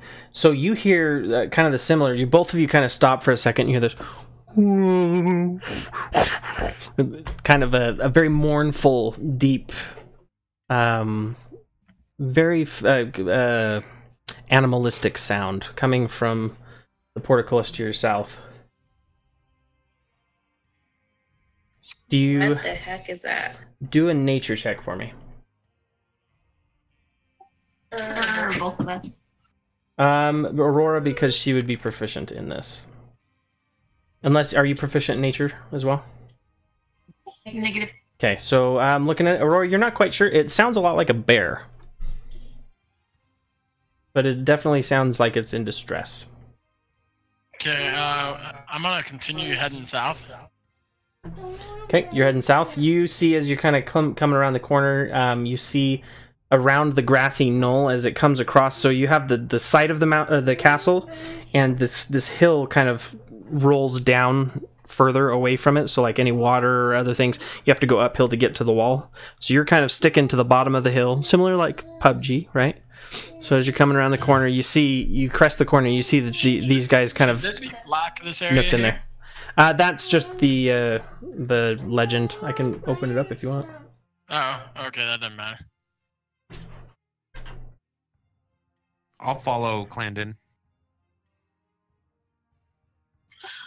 Aurora, what are you hearing? What are you seeing? It sounds like an animal is hurt or in distress or something. Like, I don't know. It sounds kind of freaky, but also at the same time, I'm really curious to find out what's going on. Okay, I'm pretty sure I heard that earlier. We should go. At this point, we can see Venfina. Correct. Clandon, you would have been looking around for that other guy, and you're not seeing any evidence of the figure. And I say that I'm like, guys, we came around. You guys came out the window. I didn't see this guy. We should have seen him. I mean, it does look like this portcullis next to us, just north of me. When we were coming around the outside of it, we could see light in there and what seemed to be shadows of large statured figures. Plus, while you were jumping out the window, Venfina, I told the rest of the group that there's goblins that I believe was in that front room when we first tried to enter the castle. There's a big group of goblins in the south portion of the castle here. So there's still a lot of guys in there. We need to be careful. Plus the shady dude. What have you two seen though, as well? There's something up here ahead. Sounds like an animal or something that's hurt or in distress or whatever. And that's to the south? Yep. Yeah. So you hear it echoing in the stony halls from this portico. Yeah, Venfina and I, we talked about it and we think we should go check it out. The animal? Yeah. Should we not try to dispatch of some of these other groups before trying to rescue an animal? I'm definitely gonna go help the animal. I'm sorry, I just can't go. All right, then we'll tag along, but I'll just try to cover our backs in case one of us isn't too stealthy and draws in the crowd. At this point, Dora Morland comes huffing up, right? That's correct. You hear him. What do you say, Dora Morland? I agree. He takes a deep breath and I agree. With what? All right, lead on. All right. So you guys going back through the window? And then I go, oh, sorry, and I'll start kind of following Aurora's side, so that she's leading technically, but I'm still there to protect in case. Okay. Is it so? You want us to go through the window? I don't know if we should go through the window, but we definitely need to look in the window and see what we can see. Is this window like at ground level? Can we like peer in? So or do we where have to, you like, guys are standing, strain? it's about 5 feet up above it. So like you can, like the taller ones of you can probably strain and see a little bit in, but to get a good vision, someone's going to need to hoist someone up to be able to see well into this room. I look back at Roland. Well, I'll grab Aurora by the waist and I'll lift her up to try and get a better view. Okay, I so look over at them and with a jealous eye. We start singing, I've had the time of my life, like I never felt this way before. All right, so you look into the window. It's very dark. Nobody pushes baby through a window. So what Aurora sees specifically, as you kind of come up, the sun itself, as it begins setting, you don't see a whole lot of light in this room, but from the ambient light that is still outside, you see the gleam of two deep black beady eyes looking at you, and a beak, at which both of you are just kind of, it's looking at you a little bit stunned. This seems, you recognize it as an owl bear. Oh no. And so here is a picture for you. anybody speak owlbear? I don't even know what an owl bear is. Oh. It's got a monocle. Oh wait, no, that's just Is the it magnifying glass. is it an animal or a beast or what is it? This is an animal, yes. So that's Okay. this I is wanna something. tame it. Based on the sounds and everything else, you do see that this it's there. Its fur and the feather funky, I guess, disposition of its face. It looks to be like it's been forced into captivity. It doesn't look like it would normally do in the wild. It's kind of a little more sunken in its face. And but you can still feel and see the power and majesty of this large creature. You better say something to it before you scare it. Can't speak animal. So it's looking at you, and as you're looking at it, it starts to back up a little bit, but then it's kind of stands up on its rear legs and kind of looks at you more like, you know, it's basically trying to say, you know, like, I'm dominant here. You better be wary of my power, kind of thing. They're talking down here, Becca. This portico. I have him. I tell Rowan to put me down. I'll go ahead and sit This down. is the animal that you heard down And there. I tell everybody what I saw in there. Can I roll a history check to see what I remember about owl bears? Sure. Okay. A history, okay. So, looking at them... Pull it up here. I'm looking for if they're like natural creatures or if they're... So as far as this, you've heard of them. You know that these are things that they're not frequently seen by people, and when they are seen, they are very powerful creatures if provoked. For the most part, they tend to, you know, not necessarily shy away, but they don't go out of their way to go hunt people. In other words, they're just kind of they're creatures, and if provoked, they will. Present their dominance. The attack, as far as is its size, it is very similar to. It's more like a cross between a giant owl and a bear. So it is the size of like a grizzly. The face of an owl. Yeah, hence owl bear. Usually, you hear this guttural, this saddened sound. Is not something that's necessarily characteristic of them. But usually when they are hunting or what have you, you will hear their screech echoes through the dark valleys of benighted forests. They are a creature of the night. Is there anything that we can do to get, like, if we were to let it out, would it would it go after us? It's hard to tell because again, this is not something that is typically you would find this in captivity. This is a wild animal. So. I mentioned in the group, I'm like, you know, I've got experience back in my home forest with owls and bears. You know, not an owl bear, but I might be able to go up and soothe it and, you know, calm it. Go for it. I move out of the way. Okay. Can someone give me a boost? Is it? I grab Clandon by the waist and I hoist him up. And I wink at him. Plot twist. The triangle deepens. Do you see a door, Clandon? Benfine, are you looking through the other protocols? Yes, there's a door to the north. From this particular angle, you're going to need someone to help hoist you am up. I? That part of the castle's lower. Do I need to roll anything? To see how this goes? It's very dark in there. Are you entering the room? I'm trying to just kind of get and stand on the windowsill kind of thing.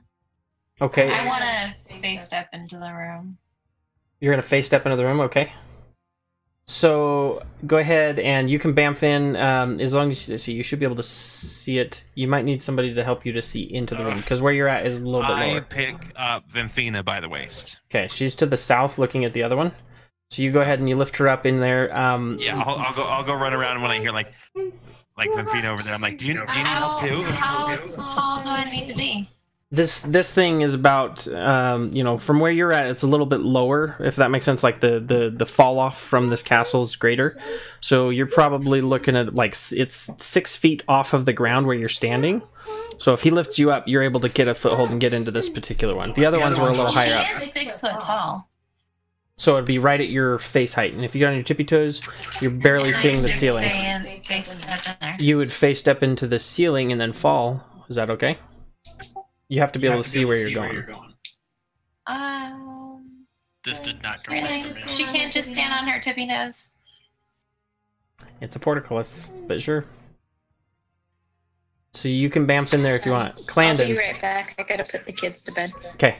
Clandon, you're looking forward and you see the owlbear is still on its hindquarters, puffing up its chest and just trying to seem and make itself look as big as possible. Benfina, as the dust settles and you just into the room, disappearing and reappearing, you find yourself behind this owlbear. Go ahead and roll me a stealth check to see if it notices you.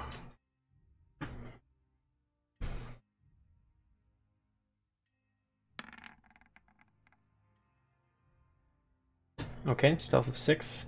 Yeah, it notices you and also for that, Clandon, the owlbear comes at you. So you're your stealth succeeds. I wasn't trying to be stealthy, by the way. Oh, that's fine. But I'm just trying to see if the owlbear is going to recognize you immediately or not. So it's basically going to come forward, and it sees Clandon as more of a threat. The way that you're posturing, because you're in the window, whatever the reason is, you're just not quite carrying across as, hey, I'm here to be your friend. It's reading you more as like, hey, I'm here to invade on your territory, so to speak. Was that towards Clandon? This is towards Clandon. His animal handling? Yeah, his animal handling. And it's going to use its claw to push you out the window. That's a natural 20. It pushes you into the forest. I'm sorry. Ting in the distance. So 27 hits. That's going to be a 12 plus 9. 12 plus 9? Yeah, so that's I told you that's a freak ton of damage. It rolled a natural 20. Holy cow. That's 2d8 plus 5 plus another 21. Yeah. So 21 points of damage, and you fall out of the window. Benfina, you are standing behind it currently. You see that it is taking on a more aggressive stance with that last encounter. Ouch, that hurt. Can I try and catch Clandon? Yes. Go ahead and do a dexterity save. Lay down my weapons. Okay. Just like a non-aggressive manner. The owlbear whips around. It turns to you. It's down back on its fours and looks over at you and starts to rear up on its hind legs. It sees you're laying your stuff down, and because of your posturing, go ahead and do a animal handling with advantage. Roland, you do catch him.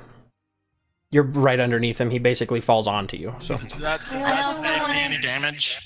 You don't suffer any damage from the fall, no. Oh, sweet. Wait. From the hit, though. You do suffer damage from the hit. Dang it. Okay.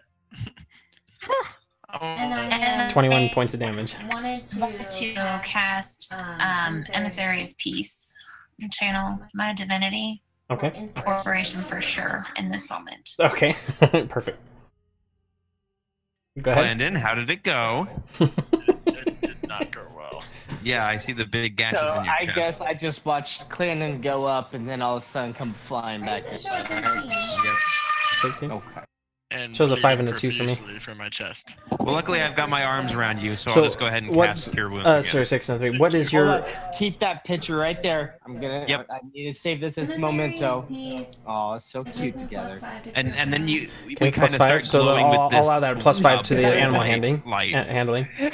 So that'll be your higher one, 5, 6, 7, 8, 9, 10. Okay. We don't hear it. Go ahead. Becca's... While you guys are doing that, Becca's talking about the emissary piece. And I don't even want to know what's going on between you two down here. So You can't even look at us. Benfina, with her posturing, she kind of kneels down, and puts her stuff on the floor. She looks up, you know, she doesn't meet the eye of the owlbear, kind of tips her head down, and she says, you know, she's holding her, sorry, excuse me, her deity's amulet.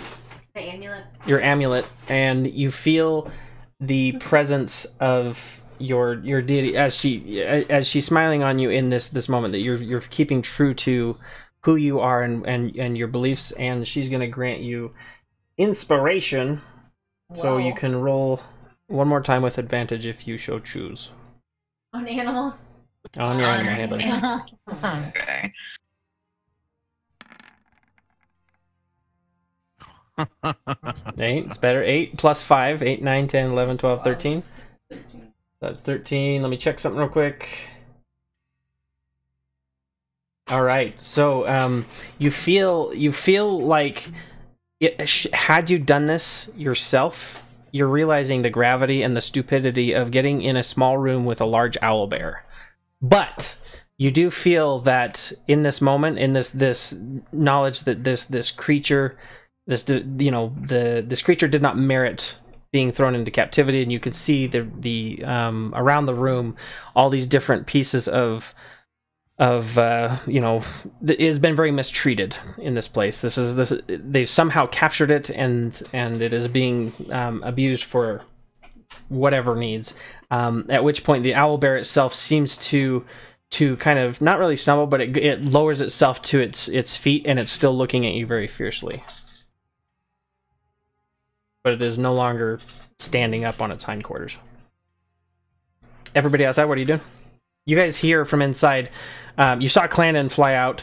Aurora and others, you're aware. You see Vanfina kind of walk over and just a puff of mist. And Aurora, you recognize this spell as Misty Step, being someone who can also cast this. Okay. I'm licking my wounds and just gonna sit here for a minute. Okay. Oh, I should probably put you down, huh? Thank you. So Clandon is licking his wounds. You don't have to. Okay, I'm gonna look at my pack. Slowly reach around and grab out some water. Okay, so it kind of recoils a little bit and steps back, looking at your arm and what you're doing. You can tell it's feigning its strength to try and to not show weakness. In other words, so as you pull it out, go ahead and I'll look for food as well. Okay, so you pull out one of your rations and a tankard of water. Yeah. What do you do with these things? I just toss the food over. Here, I'll ping it. Okay, so you throw the food over. It looks over at the food. It looks back at you. You hear kind of like a chittering, like it's thinking, or kind of like, should I stay or should I go, kind of thing. And it looks from you. It looks over to the food, and it lumbers over, and one bite swallows the whole ration. And when it's biting into this water tankard, the water tankard's ruined. Hey, it is what it is. It chomps it. I'm assuming it was made of like a leather. It was just a water sack. Water skin. So it ends up kind of biting the water skin a little bit. Gets a little water out, but just kind of leaves it there on the floor, and kind of cocks its head and turns and looks over at you a little more inquisitively. What's everybody else doing? And I feel very confident that this is going to be my purpose for this day. That I'm here to help this animal. Okay. I look around and I go, where did Vanfina go? The only person I think that probably would have noticed is Aurora and Dora Morlem. Mostly Aurora. I'm just gonna be outside pacing and just kind of looking around, watching the forest, make sure nobody's up on. Okay.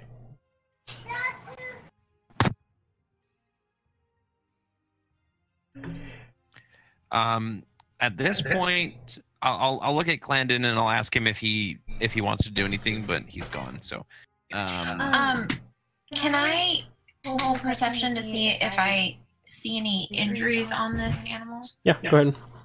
Roll perception.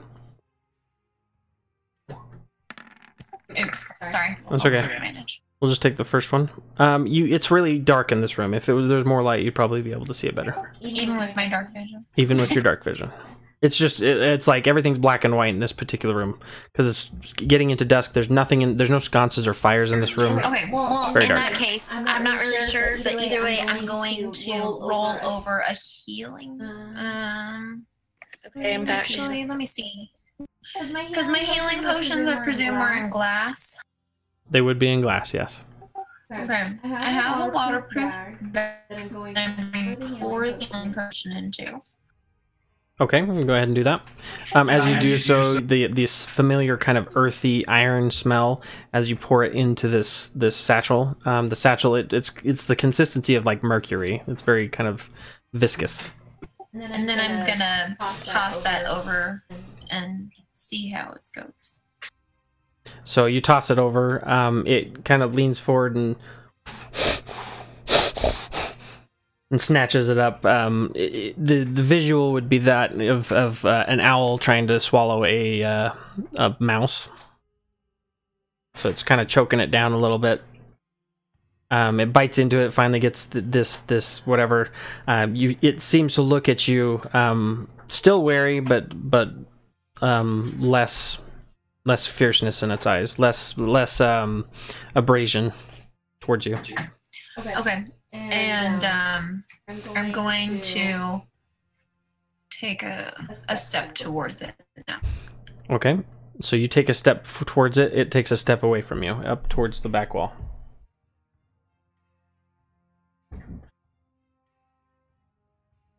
You do notice. I want to be looking like between the window that I know Aurora and Vimfina jumped through, and then this window as well. Okay. And do I make the connection that this is probably that room with the iron? Yes, you would make that connection, yes. Okay, and then I'm going to say, I suggest we go back into that same barracks we were in, and I'll start heading off that way. And you do remember, so the barricaded door was basically a door with a very large hunk of timber across it that was basically holding it shut. Okay, so I'm going to head back inside there. Okay. To that barracks room, and I'm going to go examine that door. Okay, I'm going to take another step to the right. Okay, you take another step to the right. It takes another step to its left into the kind of backing up into this where you can. It seems like this is where it's kind of scraped up some of the rubble on the ground as it's bedding in place. Like a nest or something. Yeah, kind of like a nest. I'm just gonna keep scooting over until I can get to that window and talk to my companions. Okay, so he kind of keeps his distance a little bit. At this point, he kind of, you see him, you're starting to notice, the more he's moving, you're starting to notice that he's limping a little bit. These animals aren't necessarily used to sleeping on concrete all the time. You can see that he's getting a little bit deformity in his claws and things from not using them. They're getting too long. He's getting shampooed. Yeah. He's basically kind of being in captivity. His demeanor is suffering. So you go ahead and you can talk to them outside the window. You guys see it, and the room that you're in, to give you a description as you're kind of getting a better look at it. Come on, here we go. That is the upper floors of this tower. From the outside, you know that the upper floors, they have kind of collapsed, and it created a little bit of a hollow silo.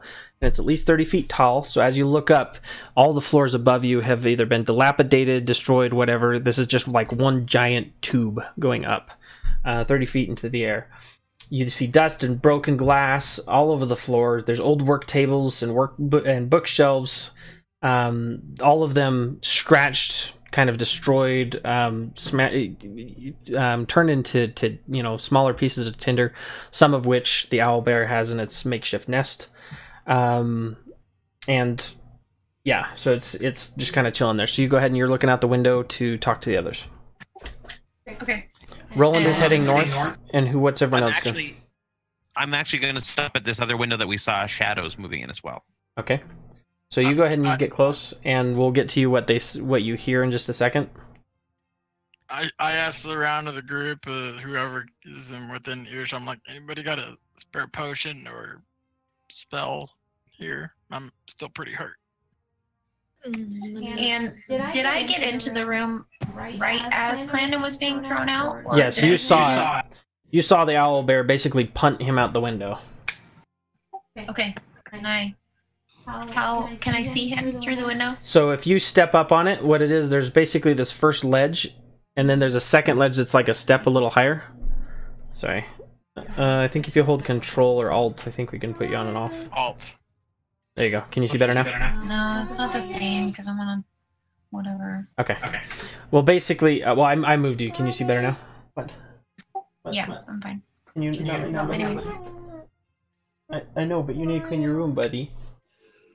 Clandon, I have a potion. You need to clean your room first.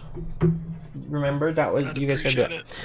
All right, so you see them. You kind of step up on this second step because the way that these ramparts work is they're intended to be like where archers would sit and shoot down at people. So you kind of step up on the first step, and then the other one kind of slopes down and out, and so you can see them down there. I take the potion from Sarah and chuck it back. You're It's a rolling weak high potion. today. This potion seems like they used a little bit too much of whatever berry dirt. I'm not really sure, but this either it's on its verge of spoiling or something. It's at its half-life state. It smells like an old boot, but it does the Better trick. than nothing. Thanks, Aurora. Okay. I'm okay. I'm in here. It's okay. Clandon, are you okay? I've had a couple of heals, but I'm still I'm better, but I'm still in quite a bit of pain. Okay. Don't come back in here, please. I don't want you to scare. Planning on it. The Aurora, fates are not with me right now. Miss Aurora, do you have any abilities that could maybe help calm this animal and maybe get him to trust us? Where would I look for that? Look at your animal handling. If you are proficient in animal handling, you would, yes. What? Wait. What did she choose that gave her her animal? Does that come with any other animal benefits? I believe that would be. I mean, I believe that would mean you do have some proficiency with animal handling, which basically would mean you'd have advantage on an animal handling check. Clandon, I believe you should too. Yeah. So for- But he's not allowed. Yeah. So I got a 4 because I had a natural 1. okay. Well, that proficiency Like, should add your my proficiency bonus to it. handling thing. Yeah, if you click animal handling, go ahead and click it, and as a precursor for you to decide if you feel like you would be able to make it happen. Okay, do I do it with advantage or anything? Yes, Or just go ahead and do it with advantage because we know that Venfina has some good terms with this bear. Yes, you believe that these bears are nocturnal. They do eat in large quantities, and typically they go after whatever. Like if it's a deer, large game, small game, they eat a lot. And so you know that you might be able to coax this with food. Okay. How are you feeling, Aurora? You gonna step on it? You want me to step on in? Well, I think it's being held against its will, and we can befriend it and hopefully free it.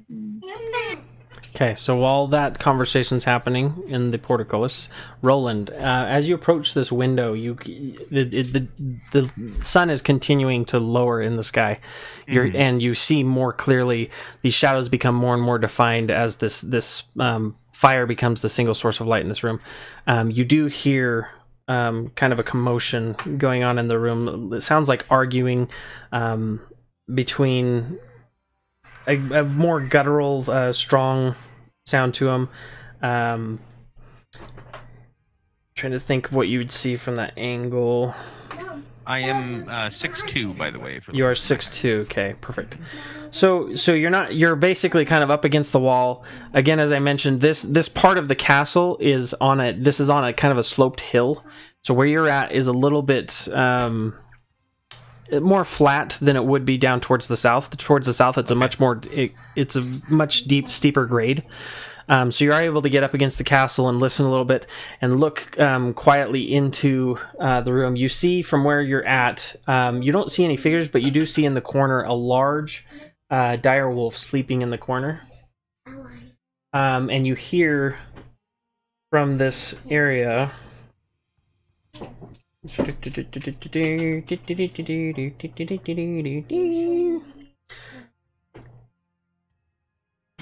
So you hear a very guttural voice in here.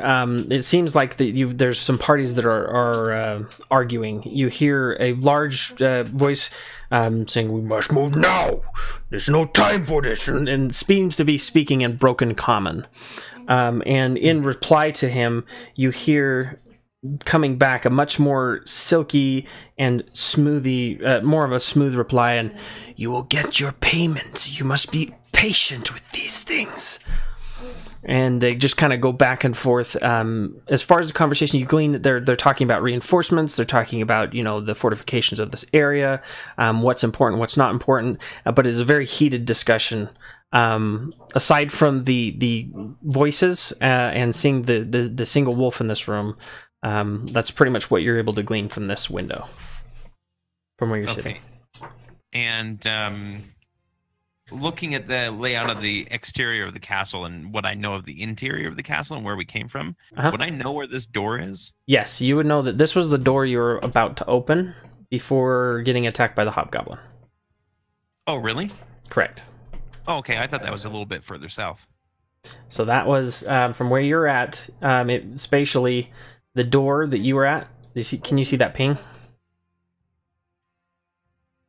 No, I can't. Okay. Well, basically, from where you're at, it's just So this rampart, or essentially rampart. This corner of the castle is a large tube or a large circle. You recognize this as part of that. Part of this rampart was the one that was collapsed and is adjoins to that little storage room. Okay, I'm going to stop and I'm going to make my way back down south. Okay. And I want to go ahead and do a stealth check. The rest of the group. Oh yeah, well of course. Mm-hmm. And I land on the rampart for some reason. That didn't make. So while he's making his stealth check and you're making your way back, you're a little bit disconcerted by the voices inside. And as you're kind of walking away, you hear the sound of in a low guttural like growling sound coming from the window. But you do get out of earshot of where you're at, and you're able to return to your companions without any current incident. So I come up and I go, "I've got good news and bad news. Which do you want to hear first?" Give me the bad. I'm already used to the pain.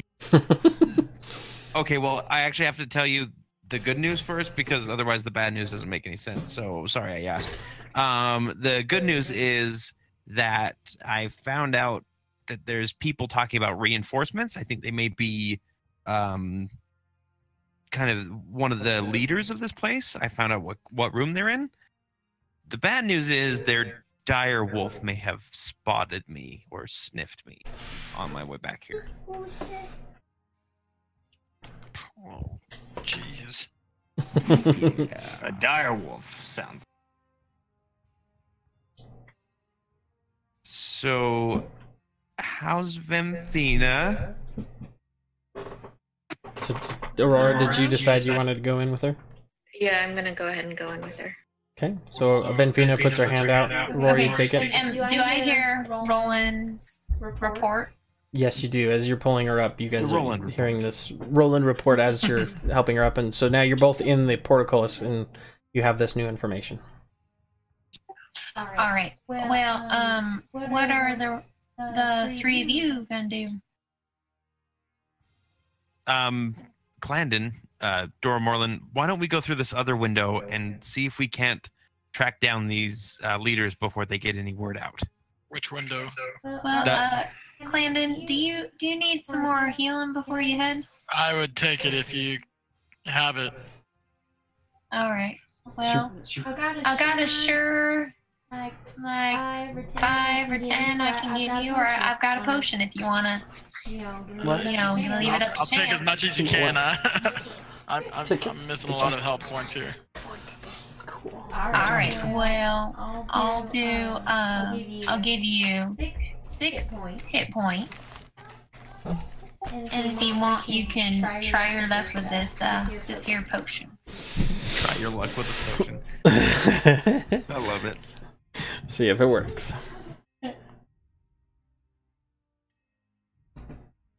Somebody in the group always has to be rolling low. It's just your turn this week. That's all. Yeah. Woohoo! All right. All right. Thank you. I'm feeling much better now. Hey, don't waste it on one spot now. All right, Okay. let me back up to that bear.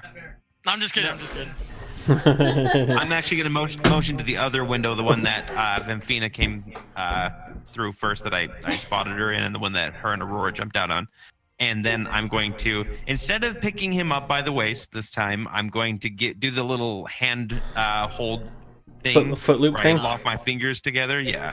Okay, go ahead and do it. Clandon and Roland, let's both do a athletics check for me. Should be relatively easy. Should be, except for it's Clandon we're rolling with here.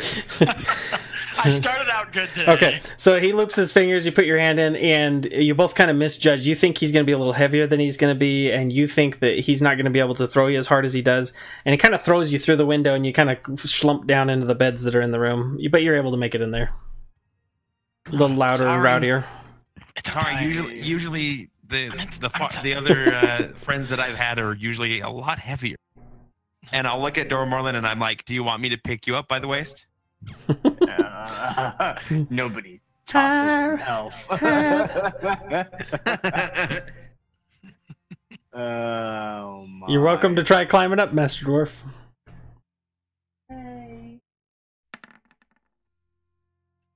With Ooh. ease. Okay, so Dude, you got a nice. he's got hops, so he somehow has been able to figure out, okay, I'm gonna look at this, I'm gonna look at this, I'm gonna do this, and he sees kind of a little not really a rock, but just some rubble nearby that he kind of gets some speed and parkours a little bit up to the wall and takes his stuff, gets a handhold and pulls himself up pretty deftly. You're surprised for a dwarf. As I do this, I go, hardcore, parkour, hardcore, parkour. Go up. As I get in, I turn and I look down, and right, there's Roland still down there, right? Yep.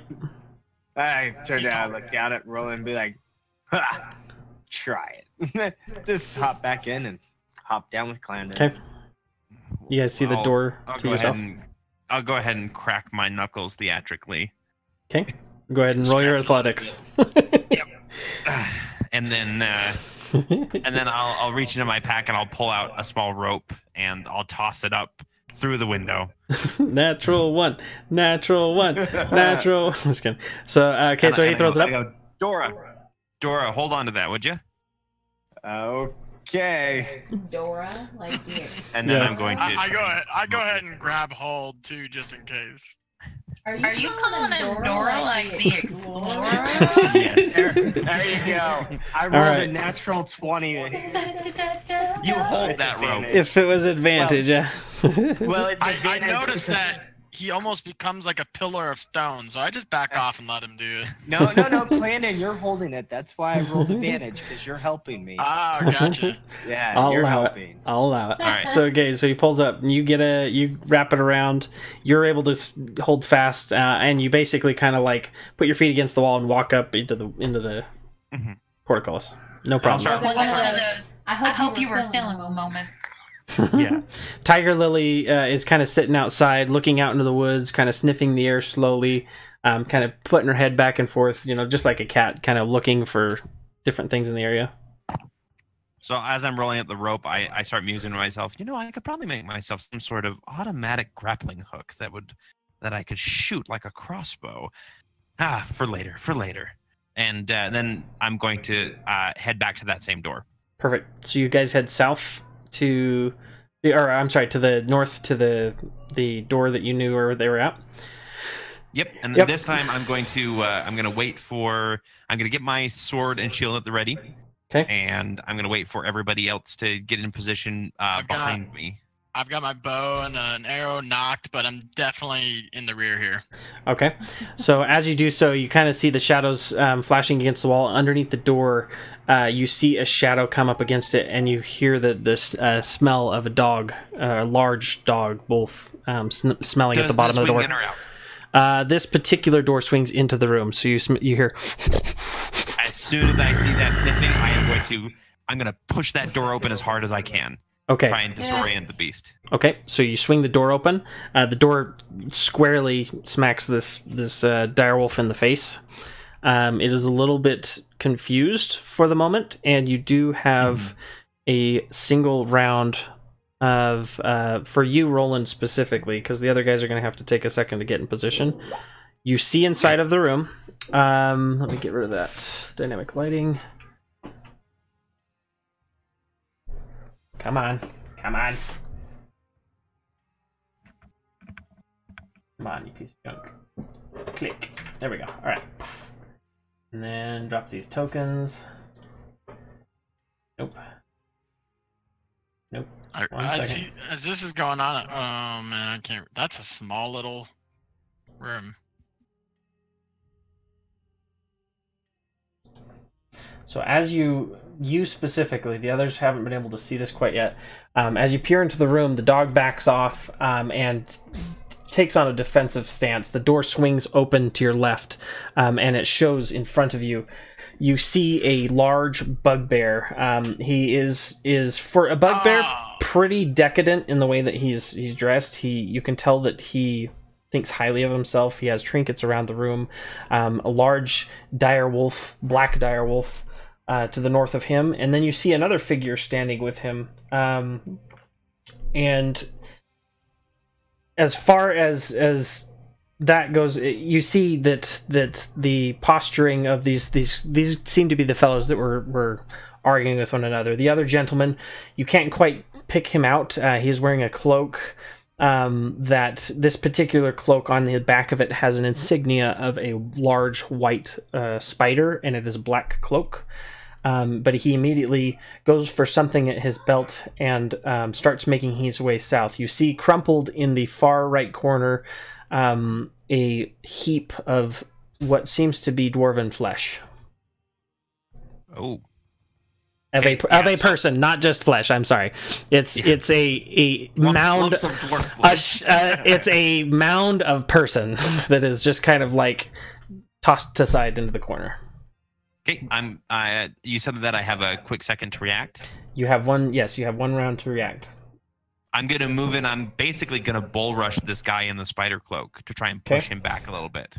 Okay, go ahead and roll a. You want to attack him, or you want to try and like to grapple him? Specifically, I'm trying to push him.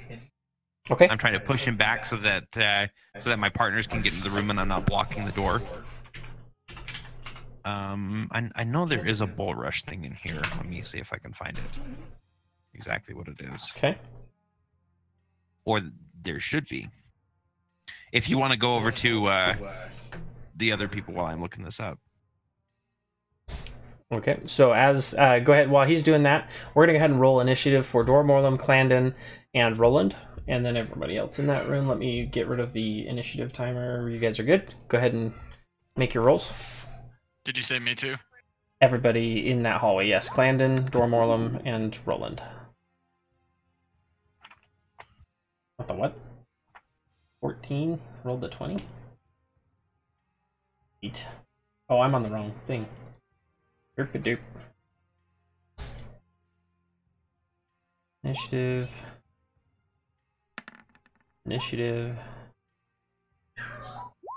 Initiative. Initiative. Okay, is everybody rolled? Yep. Okay, so while to give you a little time to look at the bull rush, Venfina and Aurora, what are you guys doing?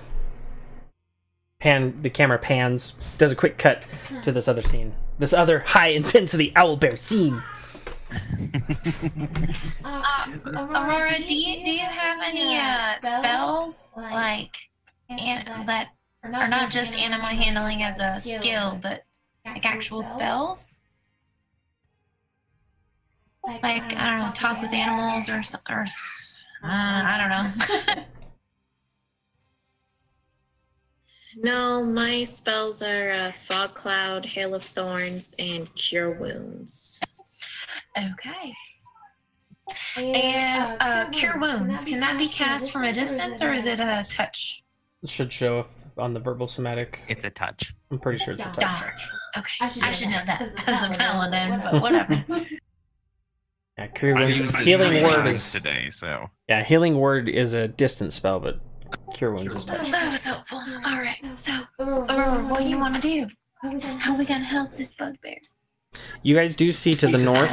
Is he? No, he's a bugbear. It is a owlbear. Owlbear. What have you done so far to gain its trust? I think it probably needs to trust me as well. What have you done? I gave it some food and some water and a healing potion. I also put all my weapons down and just trying to gain its trust. So upon seeing Aurora being lifted into this thing, you do see the owlbear start taking on a more defensive posture again. Okay, so I'm gonna go ahead and give him some of my food. Okay, so take one ration out of your thing, and I'll just include that with the water skin. Go ahead and whatever you want to do with it. Go ahead and make your animal handling roll with advantage, because you've already kind of calculated this out pre going into it. Yep, so you toss it to it. Nice. And you toss it close enough, you know that if you throw it directly at it, that it's probably going to look at it as an offensive attack. So you toss it again, not at it, but near it, and kind of posture yourself again, not looking it in the eye, putting your head low, and backing away slowly. It seems to acquiesce and agree, and it quickly, again, takes the ration, swallows it whole. It resumes its more comfortable posture, still trying to not show weakness, but it is, in effect, licking its wounds. Okay, I'm gonna put my bow and arrows down and put my hands up. And I did move about the room, and I noticed it was limping a bit. So the potion I gave it may have done something, but I still feel like it needs our help and needs some healing. Okay. I don't know if it will let me get close enough to do the cure spell on it, but Can I do a perception and these are desks maybe in the room? So those are, from what you're seeing in there, that's like a bunch of work tables and bookshelves. They're kind of torn around, strewn about, papers. They've been gnawed on, they've been scratched, clawed. You can tell, as far as Aurora seeing this, you would recognize this as just kind of their natural thing when they're in the woods, to keep their claws and things sharp and to keep them from getting too long and things. Similar to a beaver, where it chews on wood to do that. It's trying to find things to try and preen itself. But obviously this room is ill-equipped to house an owlbear. But based on your animal handling and your knowledge, it has acquiesced, and you know that if you approached it in a passive enough manner, that it may allow you to get close enough to heal it. okay, I'm gonna go ahead and try and do that. Okay. So you go ahead and you walk forward. It watches you warily. It stops kind of licking its wounds and just watches you kind of as you come forward. And based again on that last animal handling check, you again lower yourself, basically showing the most vulnerable part, the back of your neck. And the owlbear makes kind of a cooing or disinterested sound and looks away from you. What do you do? That's a good sign. So I'm gonna go up to it and try and touch it to do the cure wounds spell. Okay. You feel it reflexively pull back and tense at your touch, and you feel beneath its fur the lashings and just wounds from what seems to have been them trying to force it into submission. So you do feel the open wounds, bleeding. You feel, possibly just different things going on, and if you'd like, you can go ahead and cast a healing spell. You feel some of them have scarred over and what have you. That might have been the effects of Venfina's potion.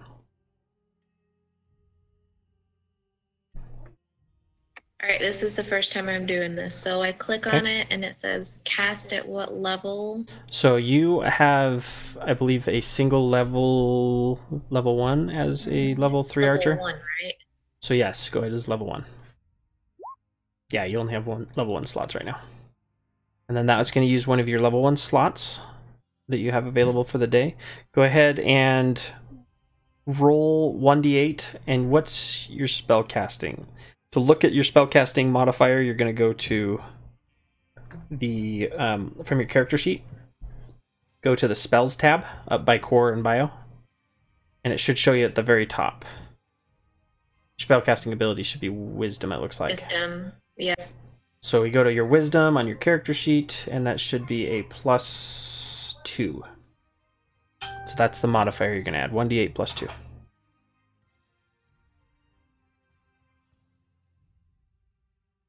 So go ahead and roll those, and then we're going to transition over to Roland. You're yes. bull charging. What'd you find out? Yeah, so I make a strength check, and they make either a strength or dexterity. Okay. Sorry, I make an athletics check, and they make an athletics or acrobatics check to in a contest. And if I win, I get to either knock them prone or push them back a square. Okay. Oh, dang it. Okay. So this one is going to make trying to use athletics. I'm actually going to use my inspiration on this. Okay, go ahead. So I'll roll again as well. Just because I feel like I need to save this pile of dwarf. Okay.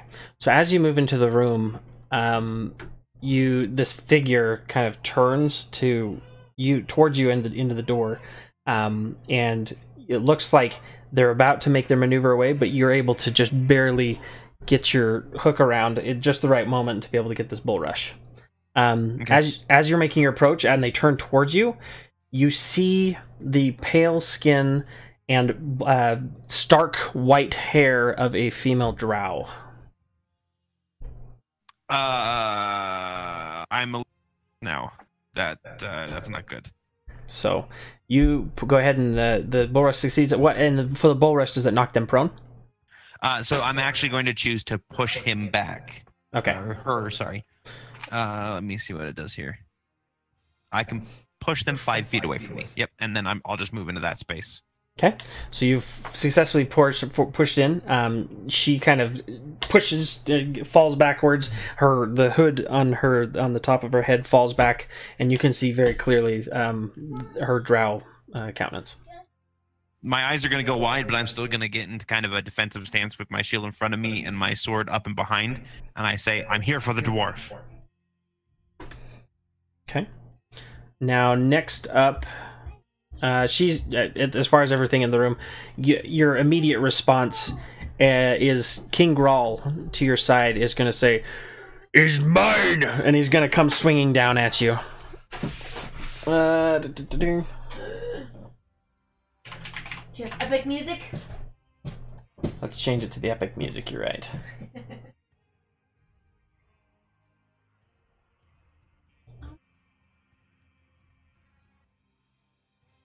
I don't know that one.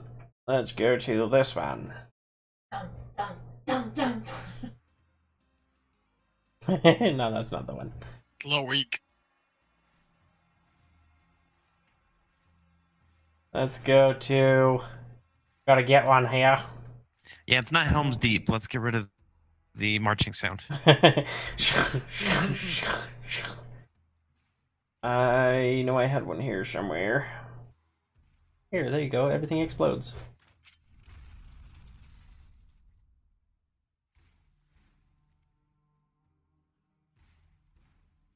Ah, there we go. Is that one loud enough? Can you guys hear that? No. There you go. There you go. So I'll give it a little eeriness. Alright, so you are being attacked. It's another! It's another! Alright, so this is going to be with a morning star. You see this large, crudely made morning star come flying at you and your shield.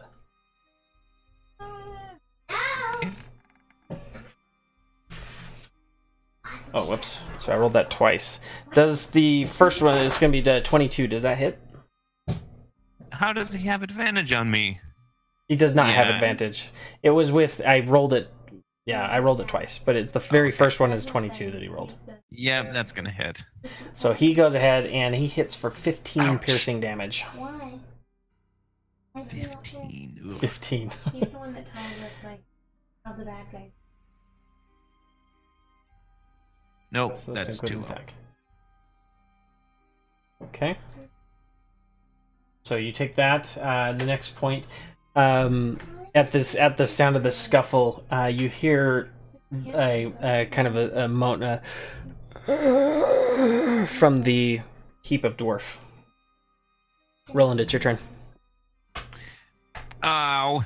Ow. I am... You okay, Roland? I'll be fine. And then I'm actually going to do... I'm going to do the dog for my turn. Okay. So, basically, what that means is everything has disadvantage when attacking. So, and then I get an advantage on dexterity saves. So I'm just... Yep, I'm spending my turn... All right, so trying to protect myself. The drow woman, she's going to kind of look at you and get her stance back underneath her. She is going to disengage and going to come around behind King Grawl in a gesture towards Gundren and is going to kind of pick him up by the scruff of his neck or the hair on his head, and basically kind of impose like a grapple on Gundren. Snarl. Hands off him. Snarl, and at this point you see kind of the steely coolness in her eyes. She caught her by surprise initially, but she's leveled herself out. Snarl, the direwolf to your north, he is going to go ahead and lunge at you with disadvantage.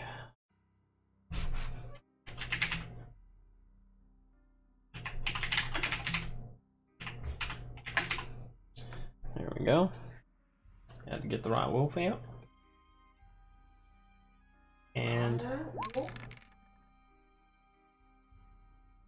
it's going to, because of the wolf has pack tactics, you're within 5 feet of an ally, it gets advantage, so it's going to negate disadvantage, but it's okay, it rolled 7 on both of them.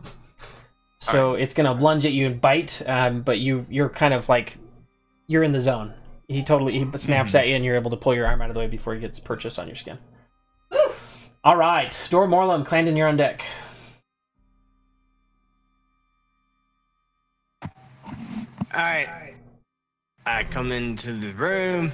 Okay, you step in, you see to your left there's a wolf, and to your right there's a dwarf. Yes, and the bugbear others. and the drow are behind a table, correct? Correct. There's a table between you and them. And Gundren is currently grappled by Vareth, this drow lady. You don't know her name.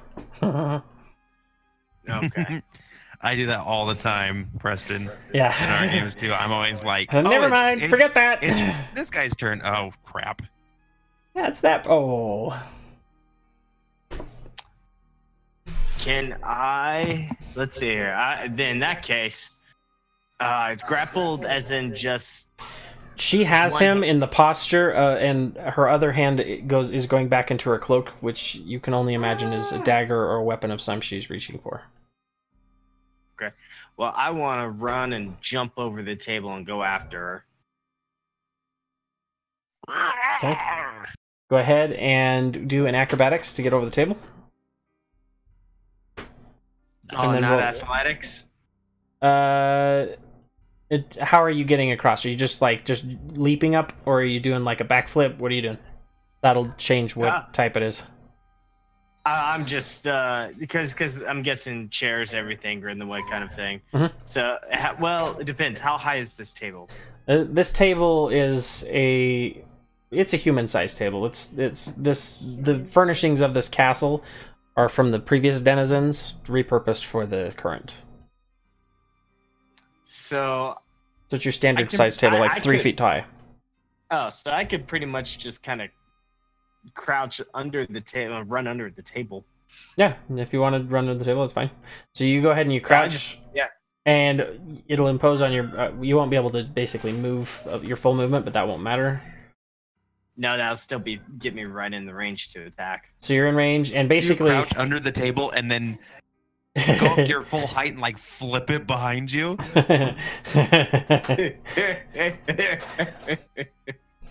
But then it'd block anybody else's.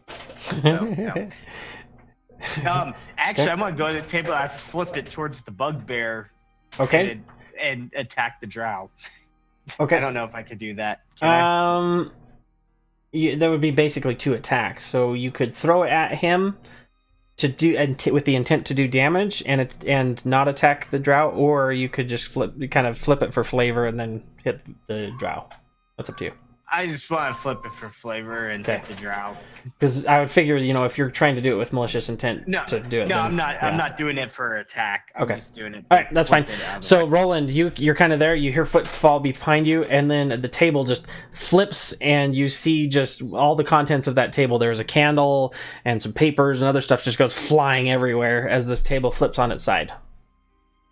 The table is currently giving you 3/4 cover from the bugbear.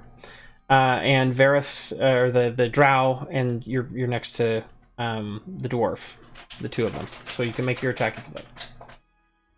Alright, so I'm gonna go right about there then, and I'm going after the drow. Okay, so go ahead and attack the drow. Do your attack. 10. 10 does not hit. Go ahead and roll your second attack. Does hit. Okay, 6 slashing damage.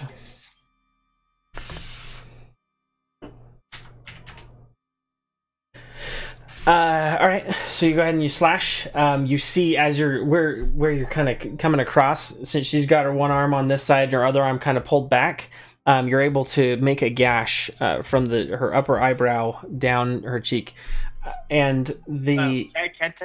Well, I would like to target the hand that's going into. Well. Never mind. You go. You've already gone. Yeah. If you give me flavor before, I'll run with it. But for now, she goes ahead and she gets the slash across her eye.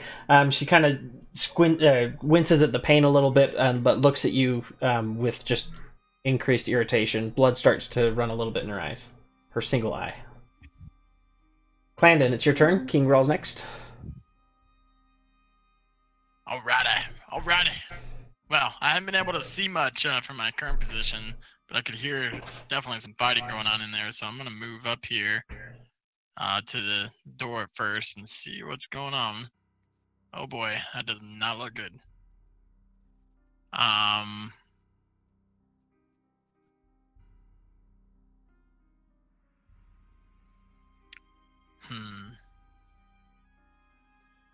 What's the dire wolf doing? I know that it is basically snapping at Roland. His attention's fully on Roland. Currently, yes. Currently. I want to try to get in and sneak past him. Okay. And head north. Go ahead and make a stealth check for me. And it would be a disadvantage because you're in his line of sight, but I'm going to just basically make it normal.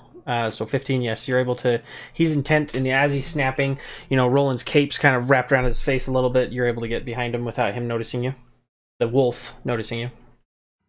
And so, since he doesn't notice me, I'm going to go ahead and from my perch here in the corner, gonna go ahead and draw back my bow and attack him. Okay, roll your attack. Perhaps at an advantage since I've got his back to me. And you snuck up on him? And I kind of snuck past him. That would kind of like basically make you a rogue and you get sneak attack damage. I'll allow advantage. Yes.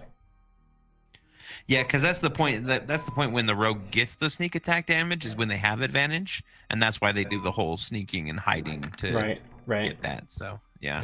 So for this one, let's see, 14. This one, that does hit just barely. Go ahead and roll damage. That's a 9 PSN damage. So, all right, so it hits. And this one, you're all too familiar with firing arrows into the flanks of poor defenseless creatures, and you know that this is a. I've had practice. You've had practice, so you know it sinks deep, and you can see that it's impaired the movement of that leg, but it is still in the fight. All right, King Grawl. He as he's looking at you and he sees Clandon go into the back of the room, he snarls at you both and comes in for again with another attack with the Morning Star, and you still have until your turn. It's still disadvantage, correct? For you? Yes, sorry, it is disadvantage until the end of my next turn. Perfect. So disadvantage. He rolled a 14, so he's going to swing at you. I'm assuming that misses. Okay. That misses. So you're able to just roll the damage off, and his Morning Star kind of swings wildly to the side. Doesn't do any damage. No purchase. Gundren, you hear Dor Morlem. You hear, "Help me!" And with that, it's Roland's turn. Okay. Let's see.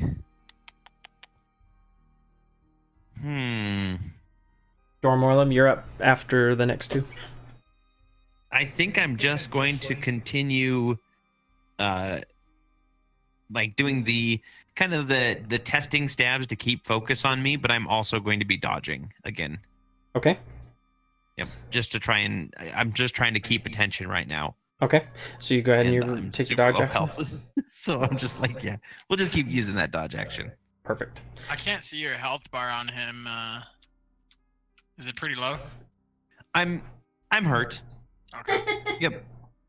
There's definite wounds. It's just a wound. He turned me into a newt. A newt? I got better.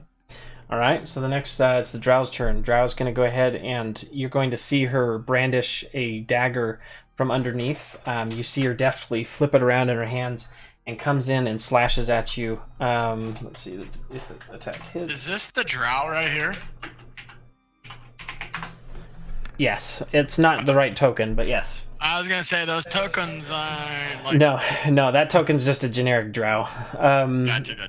So they rolled a natural 20 on their attack, and so it's gonna be 1d4 plus 4. That's 5 plus another 1d4. Ow. So that's 5 plus 3, 6, 7, 8. So you're gonna take 8 damage, piercing damage, as she slices and jabs right into your abdomen area. All right, and as the wolf begins its turn, the camera pans out for a moment back to this owlbear. Aurora, having cast her spell on this animal, and successfully being able to touch this creature, the owlbear sighs a little bit in relief as you see some of these wounds close up, and the owlbear breathes a little easier. So I start talking nicely to it, like, "Oh, it's okay, it's okay." Okay. And I'm just like, "Oh, please, oh, please, oh, please, oh, please," in the background. Don't eat me, don't eat me. Okay. Don't eat Aurora. So it seems to acquiesce. It's tolerating your guys' presence in its den.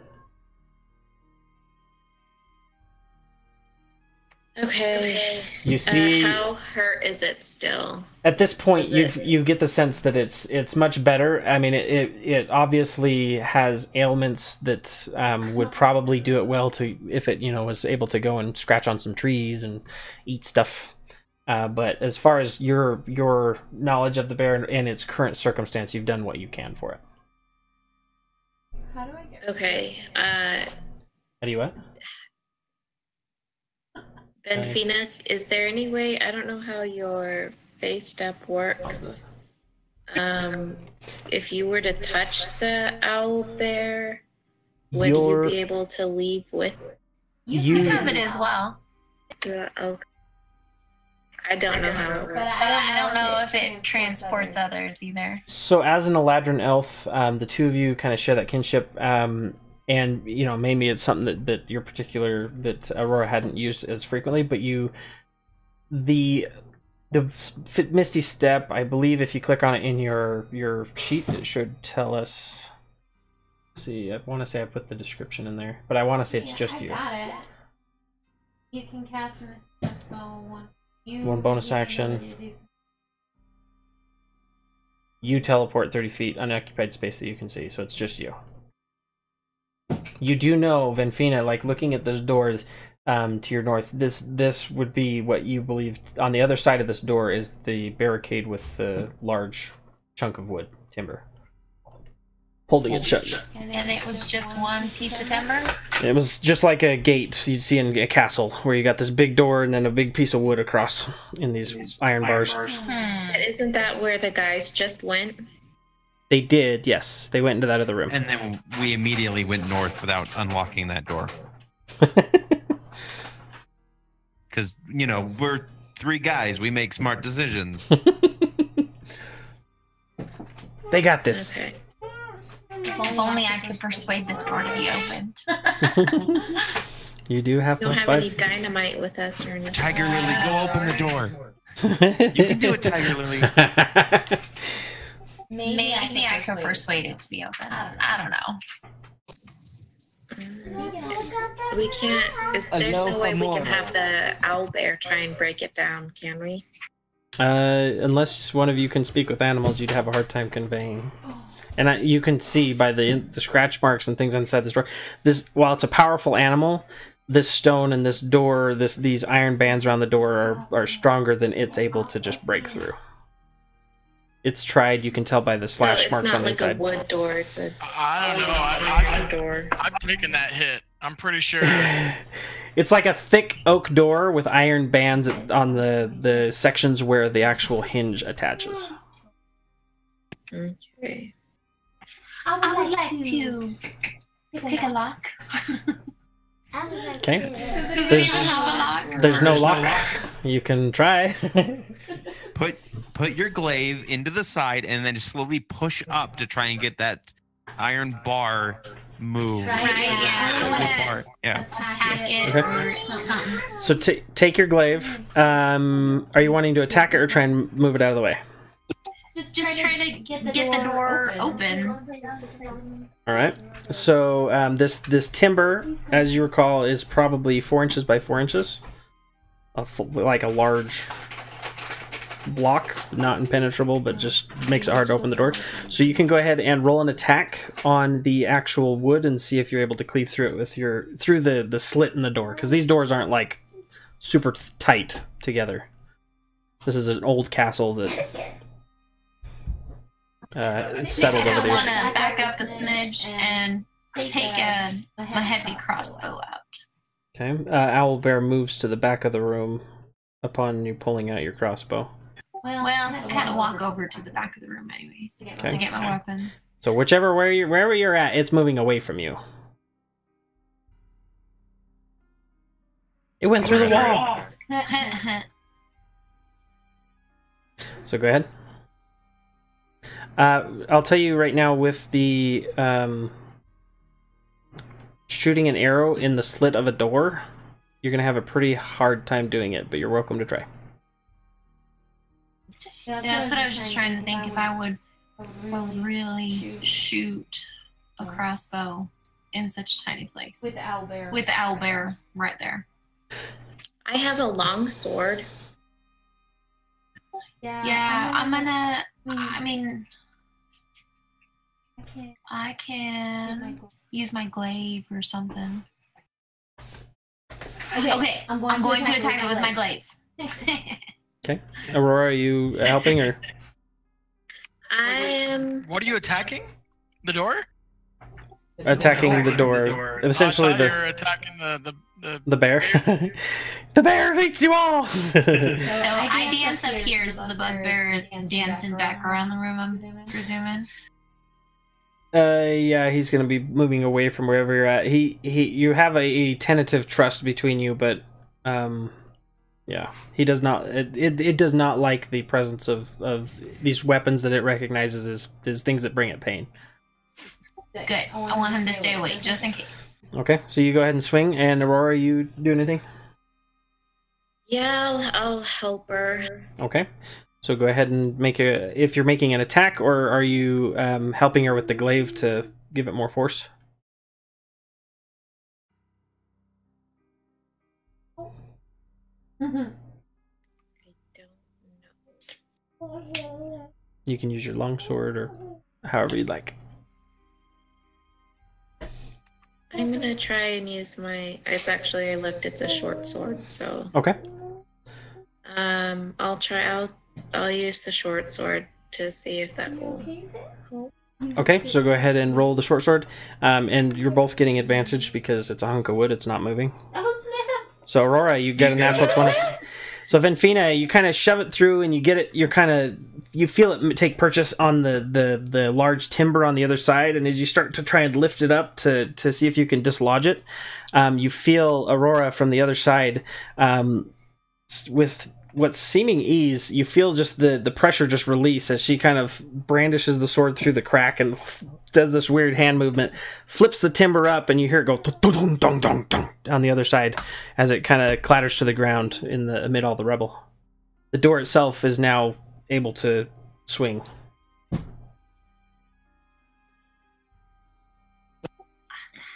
right, I think we should open the door tentatively and see what's on the other side. Okay, so you push the door open, and while you're doing so, I collected all my weapons that I laid down. Yes. Picked up all the weapons. Yes. It's like you guys know me. Dynamic lighting. Why can't I click you? There we go. Boop. The door opens to a familiar room. Upon seeing the light come rushing in, the owl bear barrels through, pushes you aside, and goes running out this hallway, just frantically looking for doors, things to get in or out. And it makes it, before you guys are able to kind of catch your bearings, it's made its way nearly to the door to the north where the others are. And at this point, it's in a little bit of a frenzy. Okay, so I think we should go after it and to try and help it get to safety rather than it getting more hurt. I agree. Oh, hurry, Cap! Gotta get him or help him. You hear scratching marks behind you, Venfina, from the window, as you see Tiger Lily with its ears back and its eyes really, really wide, looking through the window. Like, guys, are you there? Did everyone help her? I don't know. She's just looking inside. She doesn't know where everybody went. It's up to you what you guys do. But the owl bear is, like I said, it's making its way north. I don't know how the owl bear will react with Tiger Lily if she gets in the room. And Tiger Lily looks just a little concerned from this encounter. Venfina, you're the only one in the room still. Tiger Lily jumps down and begins making its way north. So, can you tell Tiger Lily to just follow you outside? Yeah, I'll do that. Okay. All right, I carry on after Aurora. Okay, you guys go out. Owlbear continues. We're getting back into combat. You guys, Roland and the rest, you hear as the wolf steps back for a second because it's kind of a little bit wide-eyed and confused as you see a large form of an owl bear come scraping and running into the end of the hallway as its claws kind of clatter and slide on this flagstone. It hits the wall and then it jogs left over to the west, and it just barrels out of view. Confused as all heck, Snarl decides he's going to kind of shake it off a little bit. He's going to take another bite at Roland. Okay. And disadvantage. Yes. As usual. Yes. And And Aurora and Benfina, go ahead and roll initiative real quick. Go ahead. I'm gonna smirk over at the bugbear and I'm gonna say, I think my reinforcements are here. I shiver as I recall being hit by it. Or by the... Okay. So it is a 9. I assume that misses. Yes, that does miss. Click on your token and then hit initiative. Okay, so he swings and he misses. He's still just jarred at what's going on. As I'm making that comment to the bugbear, I just like casually block the when you claw click on with it, my it should be shield. top left. Perfect. And let's see, so Aurora's a 17, so 17 is going to be before here. So Aurora, and unless Benfina rolls, it'll be your turn, Aurora. Where my initiative is. You click on your person, your token, and up at top left, initiative. I can roll it for you for now. Yeah, I rolled it. It's a 9. Okay. Go ahead, and it is your turn, Aurora. All right, I'm gonna squeeze past Benfina here and come into the room. Okay. You enter. Let's see. Want one of these? You see the scratch marks in the owl bear, and you just see the tuft of its butt hairs as it's flying out that door. And Did it go to the left or to the right? it ran to the left, and upon when you step forward, you can kind of see it scraping out. It sees the to the north, the open area, and you can see it. That's where it's beelining for. To your right, you see the doors Okay. wide open, and you see a wolf biting at Roland. Well, I think I'm gonna follow the owl bear and make sure that it gets where it needs to go safely. Okay. So you go ahead and you can, let's see, so you've got 5, 10, 15, 20, 25, 30 feet, right? Yeah. So you could get right here, and then you would see the owl bear out through the exit, so as it goes. On its next turn, I should say. Right now it's still in the room with you. Dora Morlum, it is, unless you have any bonus actions. Do you have any bonus actions? No, I'm good. Okay, Dora Morlum, it's your turn. Clandon, you're on deck. Alright, I go after the drow. Okay, go ahead and make your attack. 14. Now my initiative shows up. Alright, hand axe for 14. That one... That one does hit. Go ahead and roll damage. Huzzah! Okay, 7. So the last one, natural 1. I can use inspiration to reroll that, right? If you have inspiration still, yes, you may. I do, and I'm using it. Okay. Much better. 16 does hit. And 10. Right. There Okay, you so go. 5. 12 damage. All right. So let's see.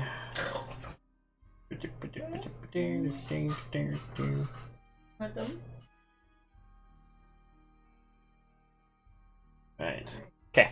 So as you swing at this particular figure, your first axe slashes, and you're able to again get purchased. This time it tears the cloak back a little bit more. You can see her arm, and get a nice gash across her shoulder. And as you come in, you slash at her again, and where you would have thought that it would have made more purchase in what would have been her flesh, her countenance shimmers for a second and wavers. And as that connects, you see that this flash, this instantaneous glimpse. And I'm gonna send you a picture real quick, only to you. Give me a second.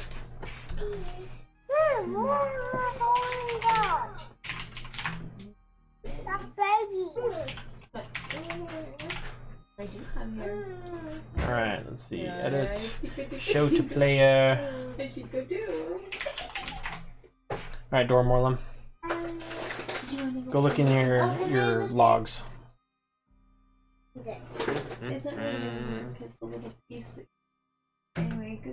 For just a moment, you see something different. Let's see, where would I be looking? It should be under Dangerous Folk, if your folders are the same as me. So DM, Lost Mine, Dangerous. Okay, and it would be the third one down for me, correct? Yep. Okay. Okay. So you see a shimmer, but then it regains its form quickly and gives you a really nasty look. Yeah, that would give me a really nasty look. Venfina, it is your turn. Clandon, you're next. Alright, I will go bounding after the owl bear. Okay. So go ahead and run down the hallway. You should have enough movement to get in there with Aurora. And are you doing any other actions once you get there? Just seeing what I see. Hey, Clandon, it's your turn. Roland, you're up next after King Roll. Alright, I'll go ahead and take another pot shot at this wolf, try to finish him off. Alright. So you take a shot at the wolf. Go ahead and roll damage or attack. Damage? Okay, damage. Straight to damage! Kill it! Ah! 16 does hit. Go ahead and roll damage. 2, okay. 5. I'm 5. I'm sorry. I look at the dice and then, but I always will reconcile with the thing. Thanks for keeping me honest. All right. Hey, it's my life on the line here. I know, right? So you stick it again. This one's in the other haunch, and you see the back legs of the wolf begin to twitch and like tense up, and it seemed to go a little bit limp. But the wolf is still breathing, and at this point, it turns back and is snarling at you, using its front paws to kind of maneuver and move around. But Clandon, you now have its full attention. Hello. This paraplegic wolf is now angry at you. So, you wouldn't kill a guy in a wheelchair, would you? King Grawl tries to bite my legs off. I'll bite your legs off, I will. Go back here. Think Princess Mononoke. You know, a wolf, you know, the head gets cut off, it's still going to bite you, so you better watch out. We got another Morningstar. He's going to swing at you again angrily, and he's just... Again, he swings down for 23 on its thing. With disadvantage, it's a 17. Does 17 miss? 17 misses. Okay, so... Saved again. Saved again, otherwise I would hit. So he swings again, and this time he hits the table that's next to you, and Dormorlum, you feel just the impact, and the flagstone isn't meant to rumble. You feel a little bit of a shockwave from it hitting, and this table splits clean in half. As splinters just fly everywhere. Gundren, you just hear him breathing again. His breathing is quickly becoming more pained, or just like less rhythmic, more difficult for him to breathe, I guess you could say. Roland, it is now your turn, and next up is Aurora after Virith. Knowing that my reinforcements are coming and seeing that the wolf has turned its attention away from me, I am going to break my defensive stance, and I am going to make an attack against the wolf myself. Okay, go ahead and make your attack. You swing, but you're still a little off canter because your attention's divided to the bugbear at the moment. Alrighty, well, hope that doesn't screw me over. End of turn. Virith, you hear her saying, tell me, where is the map? Give it to me! And she's gonna go ahead and make another attack at Dora Morlum, but she's clutching Gundren's throat at this point. So, see, this is gonna be a 1d4. 20.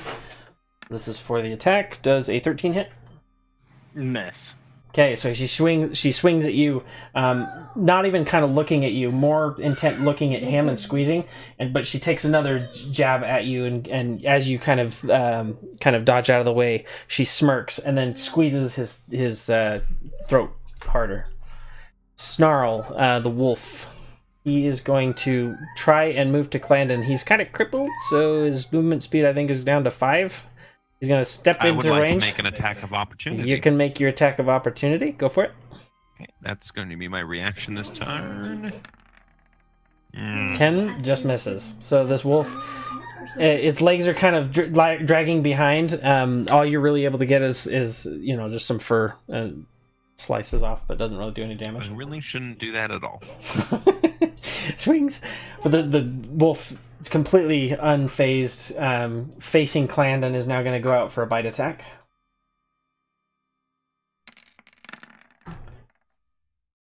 Does a 6 hit? No. Okay, so it snaps at you. It's not quite in range. It's misjudged. It's normally it'd be able to push with its back legs and get you, but it's just not quite there. Aurora, it's your turn. Dora Morlum, you're next. Then Fina's after that. Doesn't the owl have to go? Oh, you're right. The owlbear should have gone. So at this point, you see the owlbear come lumbering, just as it sees what it sees is the first thing it sees is the forest in the distance and the crisp, clear night air that it hasn't seen for a very long time. And you guys see it lumber out into the courtyard. Not a courtyard, but basically into the grasslands nearing the edge of the forest to the north. Okay, so I turn to Venfina and I say, he's out, he got out. And let's see.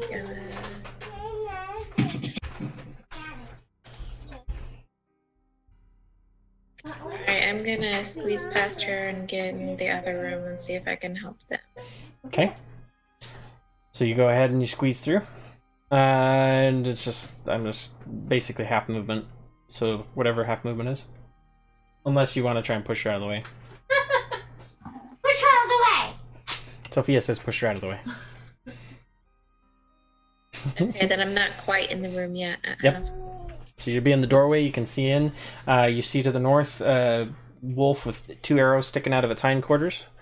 You see to the south, Gundren being clutched at its throat, lifted slightly off the ground by this drow elf woman. And you see Dora Morlum kind of facing off with her, as well as a bugbear who is facing off with Roland in the middle of the room.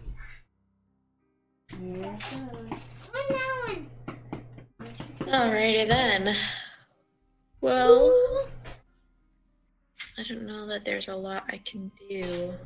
At this point, I used my movement. I'm okay. Okay. I'm going to roll Tiger Lily in as well.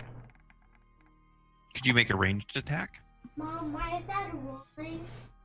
I could. Could I poke my head around the corner and shoot at the wolf?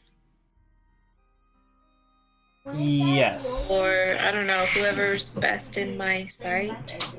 Yes, you should be able to. So from where you're at, you're basically a full range of movement. You can lean to the right or the left and be able to see what's in there. You are in the doorway. So you can see pretty much everything in this room, except for Clandon in the back corner, because the door's swung that way. Okay, who would be the best in my way without, like hitting somebody? Snarl, probably. There is a table that's kind of sundered between you and the bugbear, but bugbears are big, so he's kind of towering over everyone.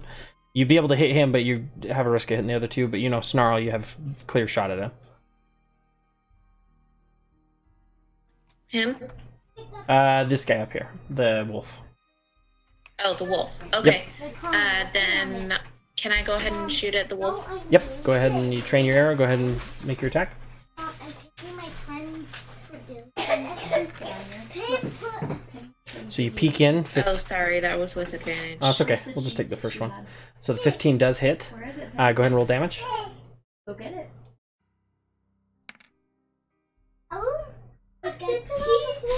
Okay, so 9. How do you want it to die?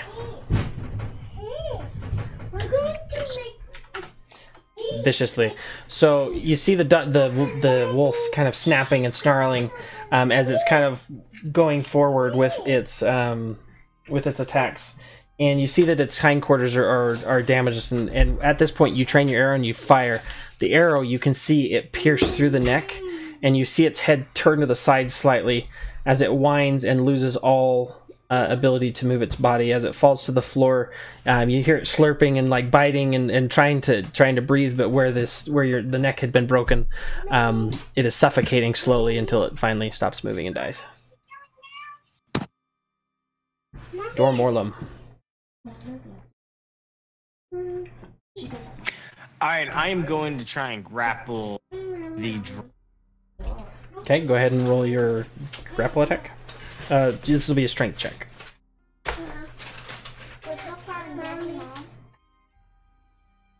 Hold on, I'm trying to get my strength. Not strength save, the regular strength. Oh, should be the same as your athletics. Okay, 20, that's fine. So it rolled a 5 plus 4. Yep. So at this point in the contest, you're able to grapple. At which point, Gundren, she basically lets go of him. He falls to the floor, hits the ground, and just crumples, breathing and gasping for air. As Verith, you're able to. How are you grappling her? Is it around the waist? What is the? I'm grappling around the waist to try to throw her down.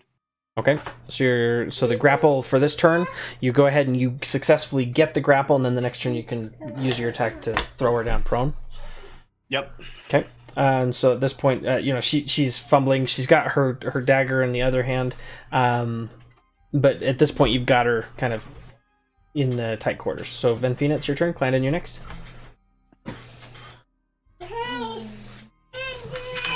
Alright, Aurora's in the doorway, right? Yes, Aurora is in the doorway, and you're able to see mostly around. You can see Roland behind her, but it's pretty obstructed. Okay, I'm going to go outside. Okay, how are you going outside? The same way the owl there got out. Okay, what's your 30 movements? Yeah, I think Okay. so. Go ahead and run to the north. You go ahead and you step outside as far as you can. Anything else? Nope, that's it. Alright, Clandon, it's your turn. Tiger Lily's on deck. I'm not quite sure where that arrow came from, but I'm really glad that it finished off this dire wolf. You definitely recognize those custom-made goose feather arrows. Then I don't know where it came, came through. Never mind. Thank you. And so That's our trademark. I'm gonna saunter on over to here to get a better shot of these other guys and not hit Roland. Perfect. Go ahead and make your attack. Thank you. And I'm gonna attack Mr. Bugbear. Okay. Use a deflect missile and you all. I'm just kidding. He's a monk? Right? Catches it in the air and he eats it. That is not gonna miss. Hit. So you shoot, at which point it flies a little bit wild, hits the portcullis and ricochets somewhere off into the room. You hear it clatter on the other side. You hear the bugbear go.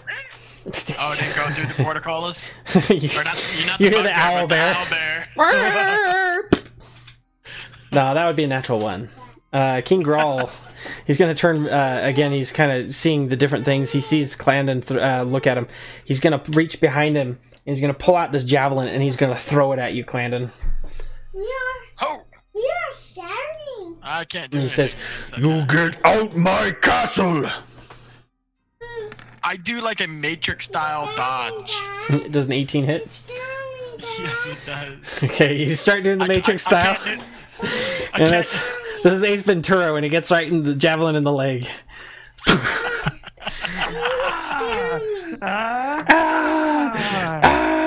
6 piercing damage.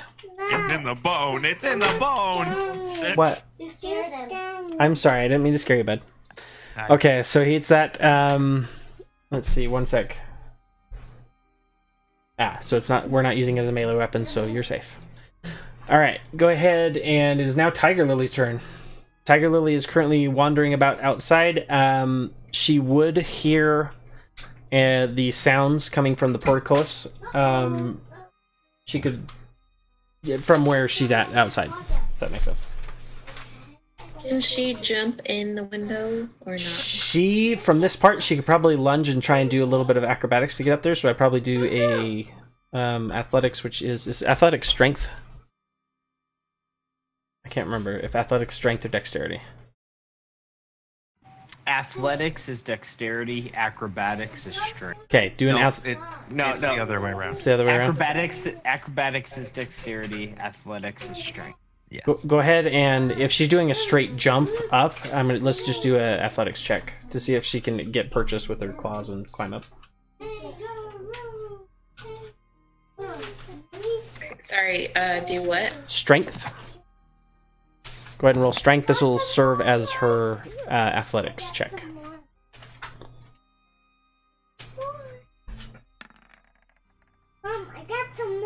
9. She's able to get up there, but her movement is severely hampered. She's just enough to get inside of this window.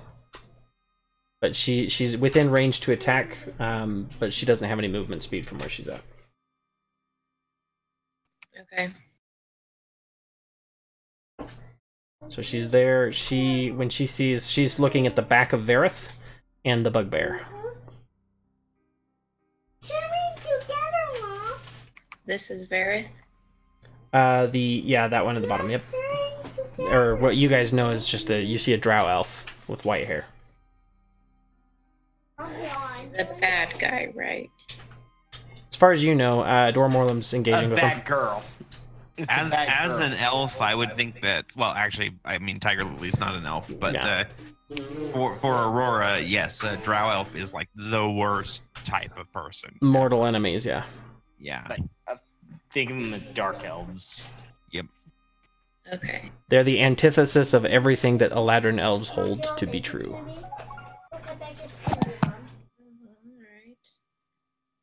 Alright. Since she doesn't have any movement speed, can she do any kind of attack from the window? She can. She is in range to do like a bite or a scratch attack, but she wouldn't be able to like pounce. It took most of that movement to get up, and it wasn't like she was gaining momentum. Okay, let's go ahead and try a claw attack then. Okay, go ahead and roll your claw attack. See if it hits. With advantage, since I have her grappled. Who wants to use a Cragmaw? And attacks 21. Who wants to destroy the world? Okay, so that does.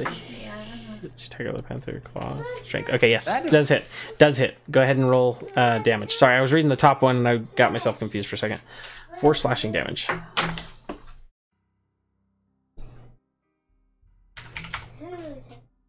Okay, so she slashes it from behind, and the drow looks behind her, and another one. Get him. Get it, I guess. In Gundren at this point, he's going to collapse, and he's going to attempt to kind of, as much as he can in his shackled state, try and slide back into the corner. And Verith is going to get an opportunity attack at him.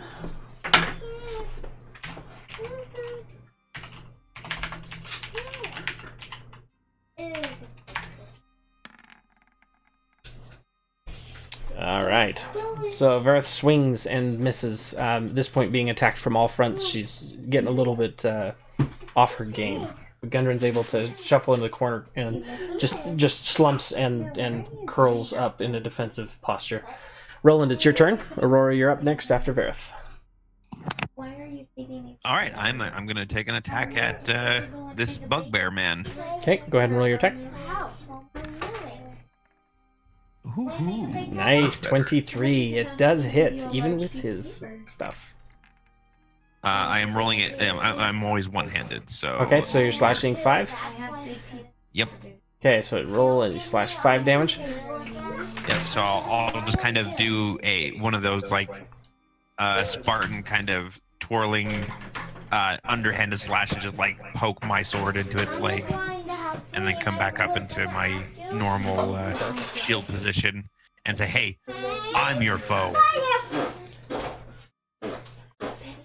He looks at you and he says, You're there, a smash puny human. and it's going to be Vareth's turn. Vareth, and she's going to be like, kind of look forward, look back. She is going to do kind of a flourish. Let's check here. She's going to do a flourish and kind of spin around. And it's going to attack Tiger Lily. And with the spin, it's going to come back and hit Dora Morlem as well. It's going to attempt to basically kind of spin and stab both of you in this one fluid motion.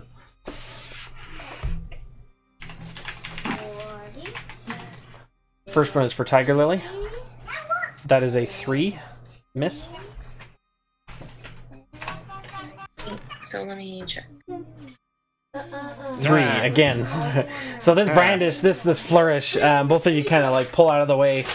She looks at you like, you know, that should have connected, but it didn't. But nevertheless, she's gonna get down. Oh, you're right. She is grappled. She is grappled, so it would be a disadvantage, but it would have sucked anyway.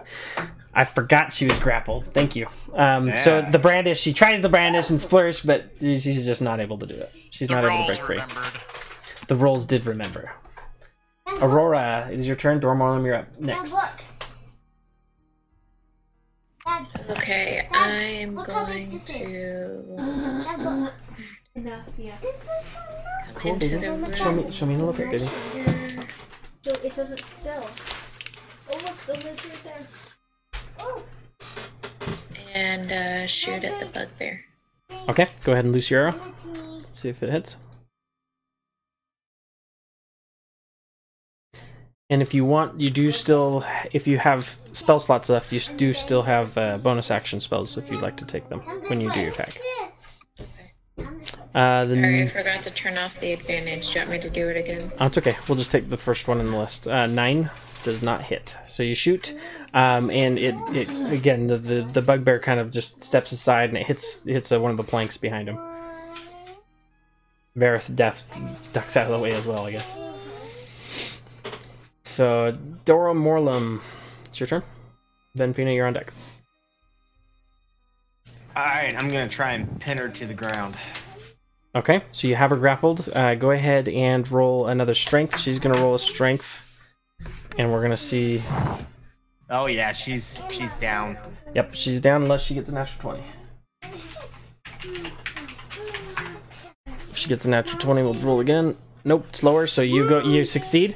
Vareth is both grappled and prone. Let's see, prone. Let's just do that one. This is both prone and grappled.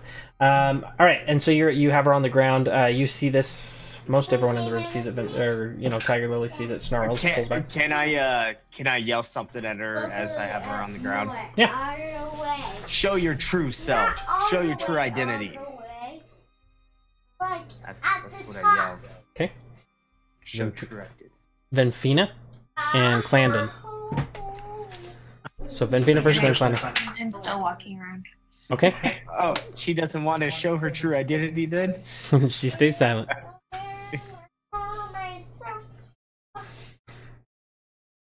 So Venfina, you go ahead and make your movement. Anything else you'd like to do? Nope, can't do anything. Alright, Clandon, it's your turn. Right, here we go. Aurora. Stepped in my way. Let's see.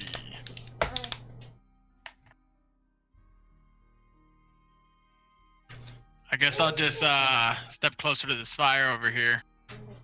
Okay. How tall is that? It's not very tall, right? No, it's probably about 2 feet tall. It's like a fire pit. Get over it. Yep. You feel the heat pulsing against your face. The heat feels good. Again, you know, the night air has been coming on, a little chill. So I'm gonna once again take a shot at Mr. Bugbear. Okay. Roll your attack. Can you get the jammies? That was almost a natural one. All right, so this is 12 does not hit.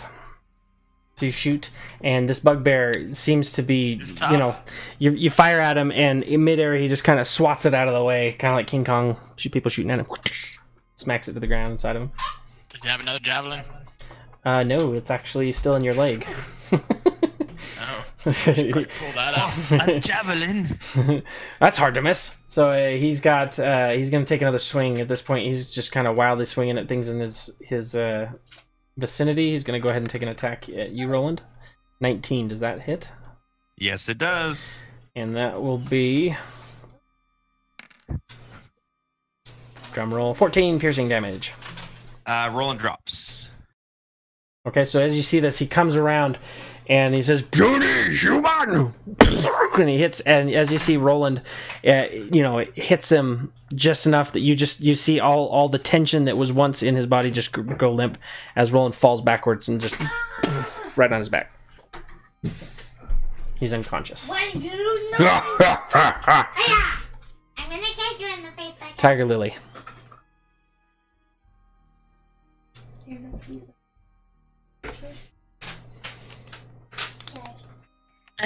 Is she prone right now? Vareth is prone, and Tiger Lily would have advantage. And I think if they're prone, can you also do an extra bite attack?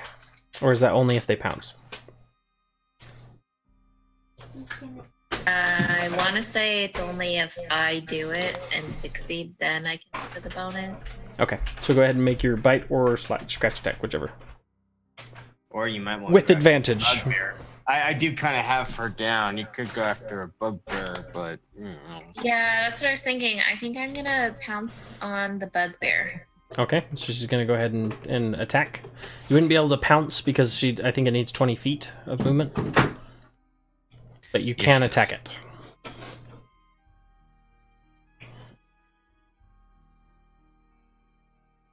Yeah, I do need at least 20 feet. Okay. So then I will bite at the... Okay, so she takes her bite attack. It does hit. Go ahead and roll damage. That is 8 piercing damage. Okay. 45.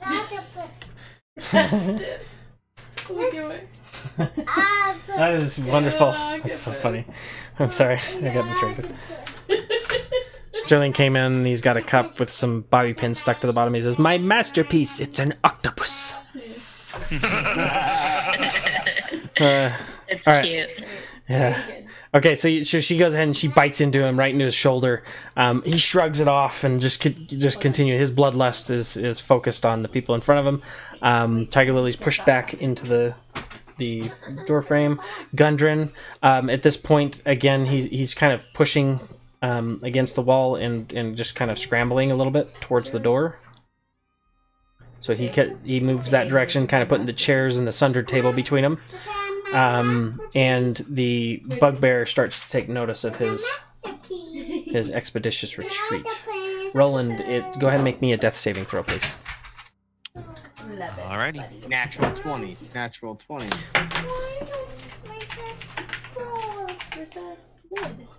While he's doing that, Dormolan, please make a strength check for me. Vareth is going to attempt to break free. She rolled a 9 plus. What's your that has your modifier? I rolled a 2. Okay, her strength is +0, so that's a 9 total. Yeah, so she breaks free. She breaks free from it. She is still prone, but she basically gets her foot right underneath like your belt buckle and just kicks really hard and pushes you back off of her. Right, I'll be back. In that one fluid motion of kind of doing that, she's going to use her movement, or half her movement, to stand up. And that will be the end of her turn. She's going to have a readied stance again. I made my save, by the way. So Perfect. 1 success. One success. Aurora, it's your turn. Dormorlum, you're next. Hey, Mom, that's a distraction. I'm naming you Mama's Distraction. You're my dad. In case you're talking, Aurora, we're not hearing it. Oh, sorry. I Okay. went to go take something away from the cats. Whatever. That's okay. It's your attack. Dormorlum, Verith is now, or the drow is now standing again. She kicked him off. Okay, I'm gonna attack the bugbear again. Okay, go ahead and roll your attack. Dormorlum, you're next. Then Vina after that.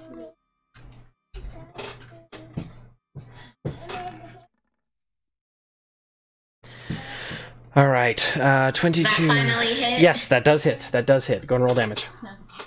On the bugbear. 6 piercing damage. Okay, that does hit. So it does 6 piercing damage. So it hits. You see the impact as he kind of recoils a little bit and looks back over you. You get out my castle, I smash you! And then he just kind of snarls. Makes mad faces. Dormorlum, it's your turn. Venfina next. I'm going back to knocking, trying to tackle her. Okay, so go ahead and roll a strength check.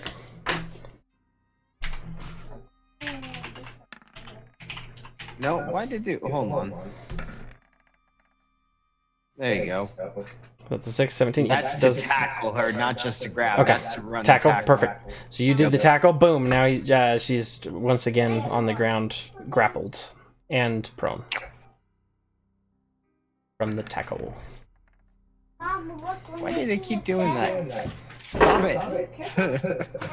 Stop clicking. All right. Next up, Venfina, Clandon, you're on deck. Okay, I finally can move to the window. To the window. All right, this window, the hill is much less steep. You are able to see inside. From about, it's basically from your chin down is about where you're looking into this window on your tippy toes. And what do I see? You see Aurora's back and Clandon, kind of. You see Roland. You can barely see Roland unconscious on the floor, and a dead wolf. Yeah, good job. Okay, can you go out for a minute, please? Do I have enough movement to the other? Not in this turn, no. You can climb. You could use you could use an athletics check to try and climb up into this window. No, I'm gonna go to the other window. Okay, use the rest of your movement to get there. Go ahead and Clandon, it's your turn. Tiger Lily's next. Alright. Let's do a repeat, but actually hit this time. Okay, go ahead and roll.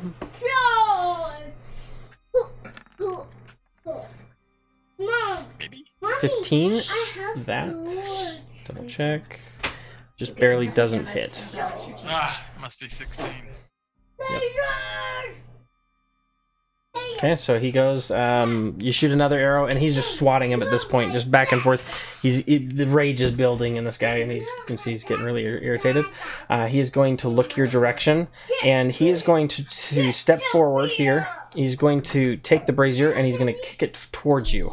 I need you to make a dexterity. I was gonna do that. I need you to make a dexterity saving throw to see if you are burned by this fire. Sophia, your papers are ready. 18. Yes, you are able to dodge out of the way. So you see all that coals and the embers. They hit the floor and just scatter all around on this side.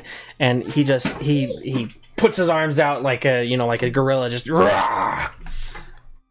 Come at me, bruh. Tiger Lily, it's I your pull the turn. spear out of my leg and back at him. Want my spear back, bro? Tiger Lily, and then Roland's next. That reminds me of on Ace. Mom, Gets. I'm gonna play this while we're sleeping. It's like Yep. Yep. So Tiger Lily is now looking at Dormorlum and the person on the ground. So it's claw attack. It is with advantage. Roll it again. because she is grappled and prone. Work on it in my bedroom. One is alone. I can't remember. Is it if it's a melee attack? I believe it's an automatic crit, isn't it? If it hits. No. That's Was only that- if they're incapacitated. Incapacitated. Okay, that's right. Yep. All right. So the 19 hits. Go ahead and roll damage. So if they're sleeping or unconscious. Yeah. Otherwise, that would be just way Right? Whack! overpowered. Quick! Knock him down! Quick! Cool. All right. So 5 slashing damage. Okay. So she takes it. See if I can click not Dormorlum. I'm gonna move your token just because I can't click her. There you go. I don't even. Okay, so -5.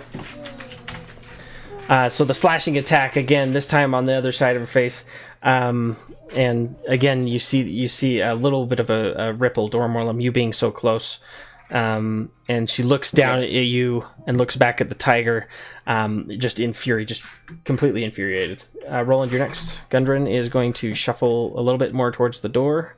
His move speed is greatly reduced, and he's basically trying to make his way out into the hallway. Roland, it's your turn. Make a death saving throw for me, please. Ooh, that's a failure. That's a failure. So 1 success, 1 failure. Vareth is going to make a strength check to try and break free of your grapple. Yeah, good luck.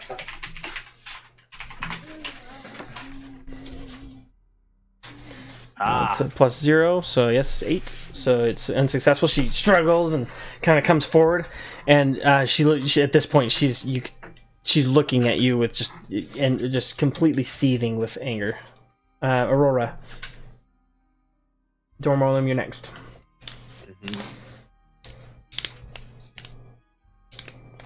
Okay, let's see. She's not prone anymore, is she? She is prone still.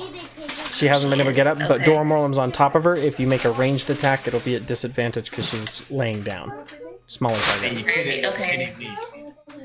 Yeah, you could hit Then her. I'm gonna bugbear again. Okay, go ahead and attack. And are you doing a ranged attack or a melee? I don't feel. I think my best option would do a melee. Okay. He's this close to me. So you pull your short sword and go ahead and make your attack.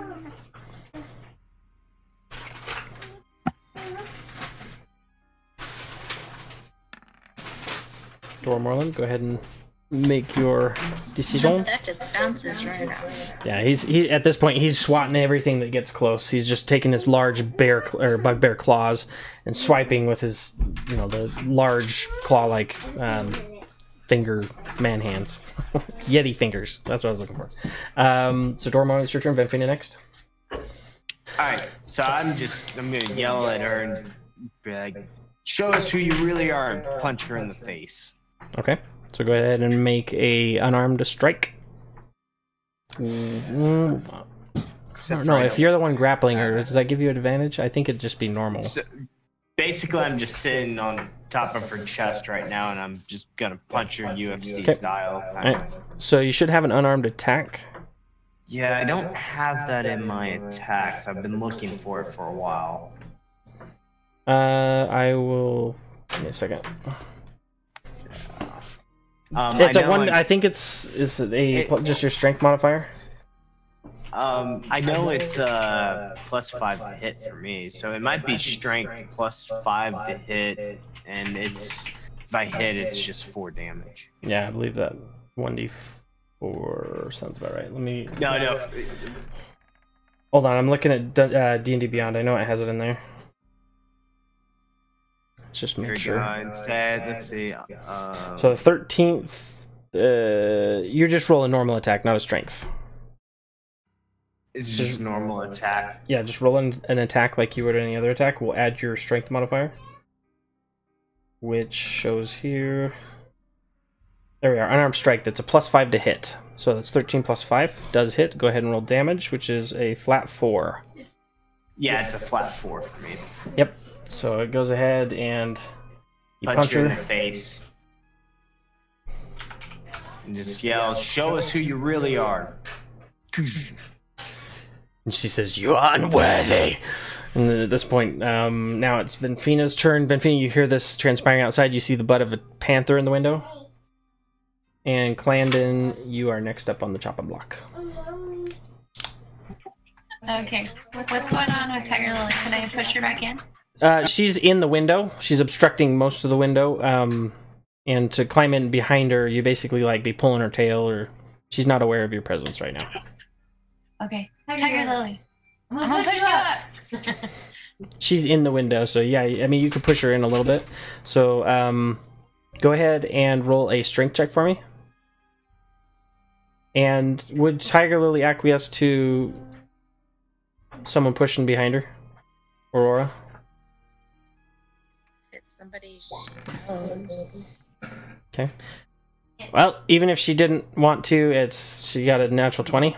So she's gonna basically Venfina. Tiger Lily's not gonna be knowing what's on, but she's gonna feel a hand on her butt, and she's gonna get shoved 5 feet this way. And Venfina's going to be pulling herself up into this window, but you're not gonna be able to attack from this because that action was pushing her out of the way.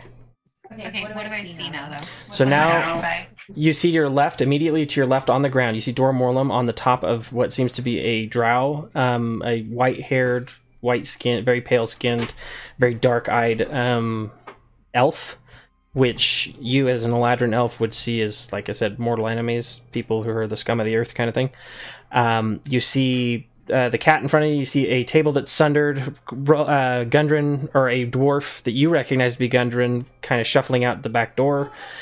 Grawl to your right, Clandon to your north. Actually, Clandon, you'd be one space to your left as you dodge that fire. Wait, that's fine. Yeah, I see him. Yeah. Okay. And I'm going to put fire there, so if you step there, you're going to get burned. Roland on the ground. Blah. And Roland, yes, blah.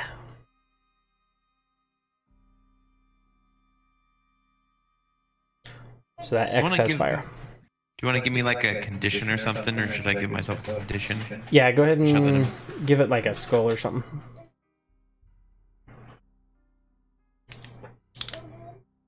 There you go. What's the condition on Roland? He is unconscious. Oh, Dying. Slowly. I must have missed that. I like slumped to the ground, and Clandon's just like, "Oh, Roland's doing great." I got It's up good. a couple It's good. Alright, so that's what you see, Venfina. Do you have any bonus actions? I don't know. Okay, figure it out. And then Clandon, go ahead. Alright. Tiger Low is next. So, I'm gonna go ahead and cast Hunter's Mark on the bugbear. Okay, you cast Hunter's Mark. He is now marked. And then I'm gonna go ahead and take I go ahead and I said I'd grab the spear out of my leg. I don't want to use the spear. I go ahead and just drop it. I just wanted to try to intimidate the dude. Okay. But I get my bow and knock my arrow on it and take a shot at him. Okay, go ahead and make your shot. Oh baby! Does hit for sure. Go ahead and roll your damage. 4 plus 4, that's 8. Perfect. Plus my Hunter's Mark. Yeah. Yep. Go ahead and roll your Hunter's Mark damage.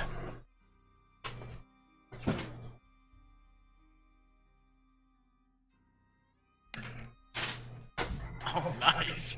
Yes. Alright, 6 plus. Yeah, nice. Very nice. Hey, there's some good damage there. I've been stacking it up. waiting.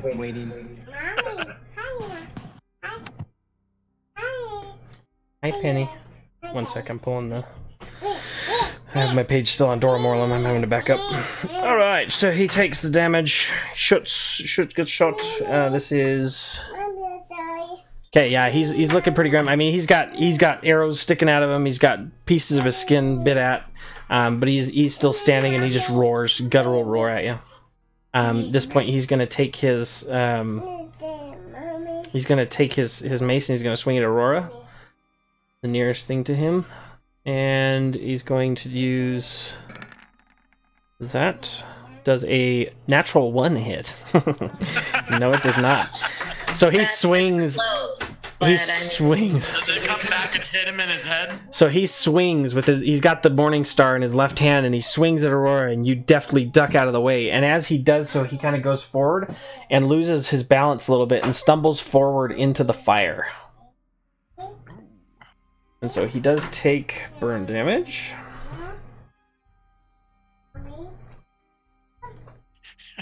That'd be a sad death if that kills him.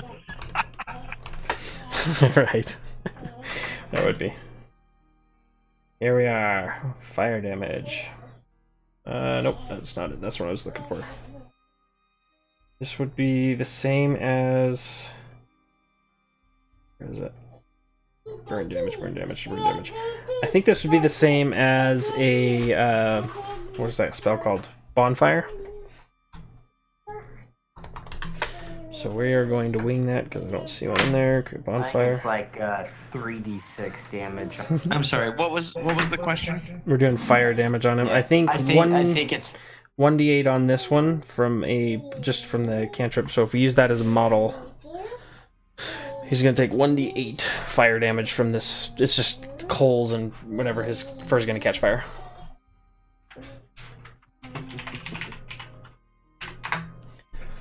$1d8. So he takes 5 fire damage, and he is currently on fire unless he opts to put himself out.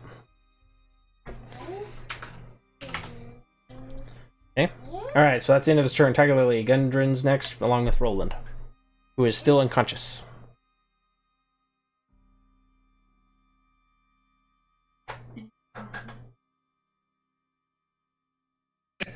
Okay, so I am.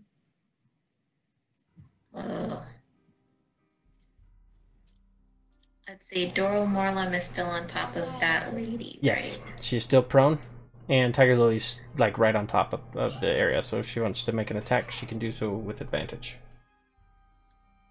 I don't want to hit him though. Okay, she can turn and attack him. Are you doing a bite attack or a claw?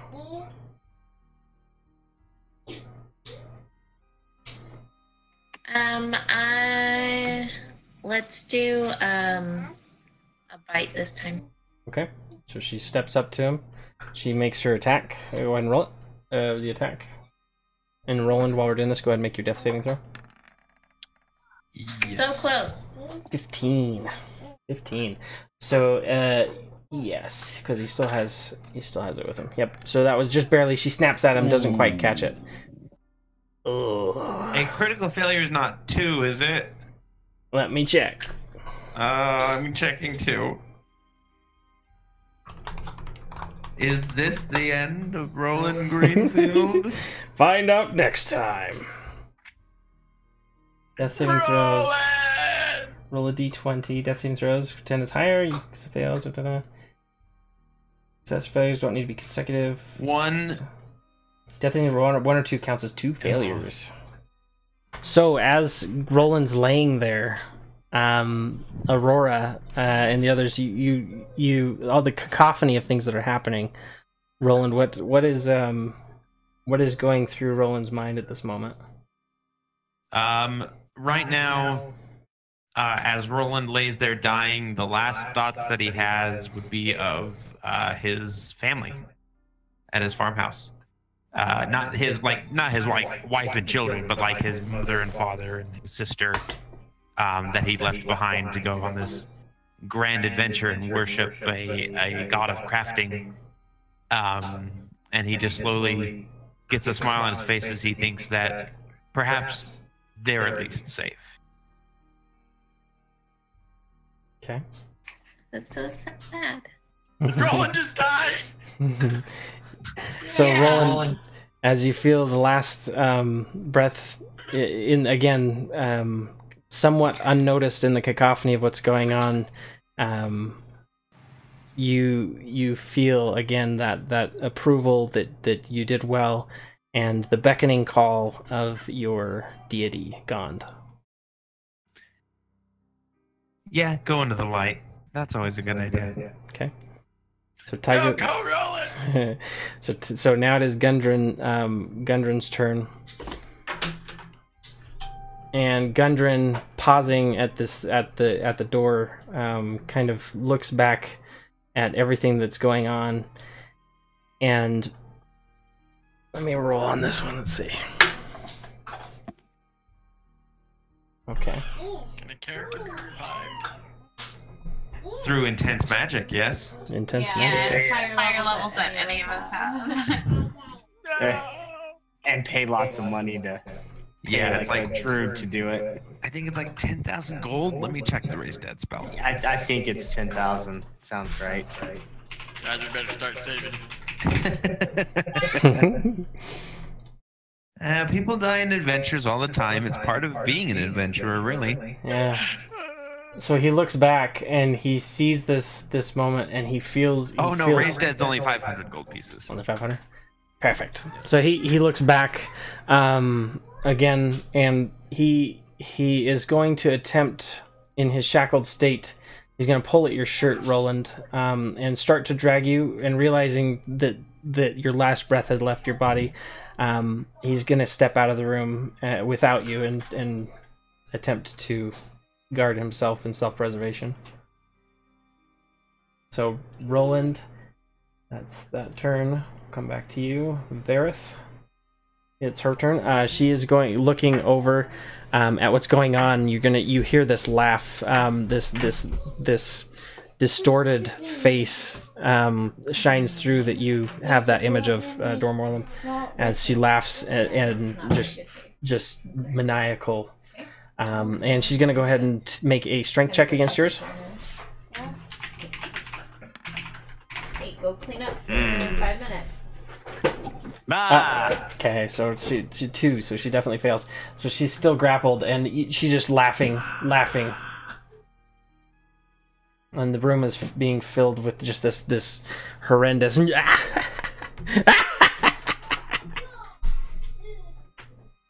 Aurora, it's your turn. Symbol on Gundren.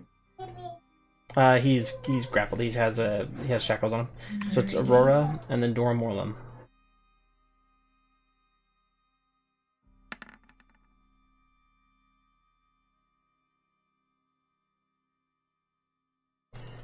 Okay, that does hit.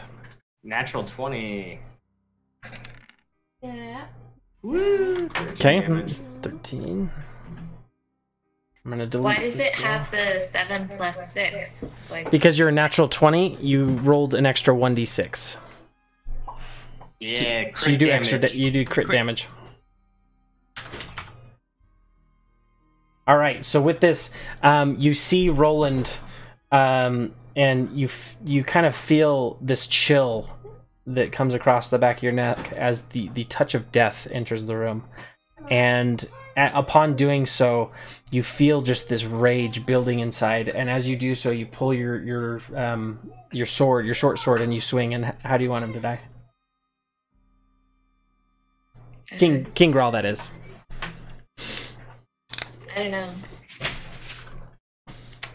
Something worthy of a natural 20. Okay, so he comes in and he swings wide and he's gonna come down on you again. At which point you take your short sword and deftly you swing at his armpit, and you just get full purchase on his pec muscle. And as you rip it free, you see his arm just dangle and go limp. At which point he pulls his other arm with his small buckler. He swings at you with his other arm to punch. At that point you slice his arm clean off.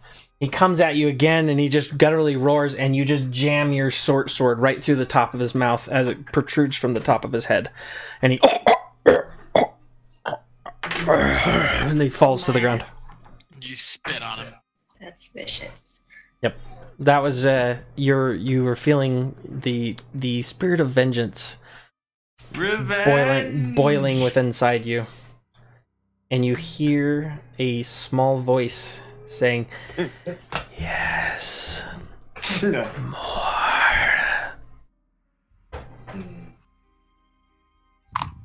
Okay, so now it is Dormorlam's turn. In annoyance and being fed up with this thing, I summon my Warhammer into my hands. Okay. So you guys... And I bring it down on this on this thing's face. Go ahead and roll attack. 15. That hits. Let me make sure. I get advantage, don't I? You do get advantage. Go ahead and roll and see if you can get a critical. No. Yep, it does hit though. So use the two-hand, I assume? Or the one hand? Okay, so that's the 9 damage. So as you swing down... Its face. As you bring it down, it's laughing and and it hits its face. There's a sickening sound of the face just caving slightly, and she's still laughing through just the broken teeth and messed up face. And she looks back towards you and just through this guttural bubbling of the blood boiling in her throat, you see that quiver again of her form. And she says, "You are not worthy. He comes for you. You cannot stop it." And then, at which point, you're going to bring your warhammer down again, and then just brain matter everywhere. At which point, the shimmering that you saw stops shimmering, and you all see sans the head. Minus the head attached to the body. Minus the head, you all see this guy. Can you guys see it? I don't know if it's showing up. Doppelganger. Hold on. All players. Save. Show to players. There we go. So you see this morbid, gross, blue, just striated, amorphous body that just when you look at it, it seems to change shape, even just lying there lifeless. And that is the end of that person. Everything in the room, it seems to be disposed of. Well done, everybody. Well done, well done. Rolling. Fantastic combat. Good job. So the end of the combat, you all look and kind of looking around the room, taking note of what's going on. You see everything, but you see the color from Roland's face slowly fading to a cold I do have a kind of slight smile on my face though. Am I dying at this point? Like, do I get a death scene, or am I dead? At this point, you are I would say I would allow a death scene. As far as like, every character has to get a death scene. Yeah, you have your final thoughts. You have your final thoughts. You have that. And then there will be. Yeah. Well, you and I will talk after for a bit, and then figure out. Okay. So, I'll wait for somebody to rush up to me, because obviously I'm not just going to start talking to the I'm already there. Right, we're all so close. So I'm going to like grab Clandon's hand, and I'm going to just whisper to him. I'm going to say, "The chapel, please, so I can be nearer to the gods." So I hear him, I grab him, and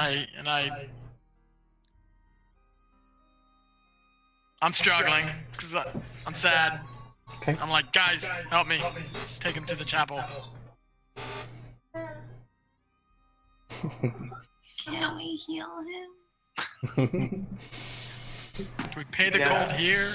We had to heal him soon. So you guys pull him, his body. Yeah, this is like my final breath, like kind of thing. He's already lost it. He's already failed 3. Fade scene.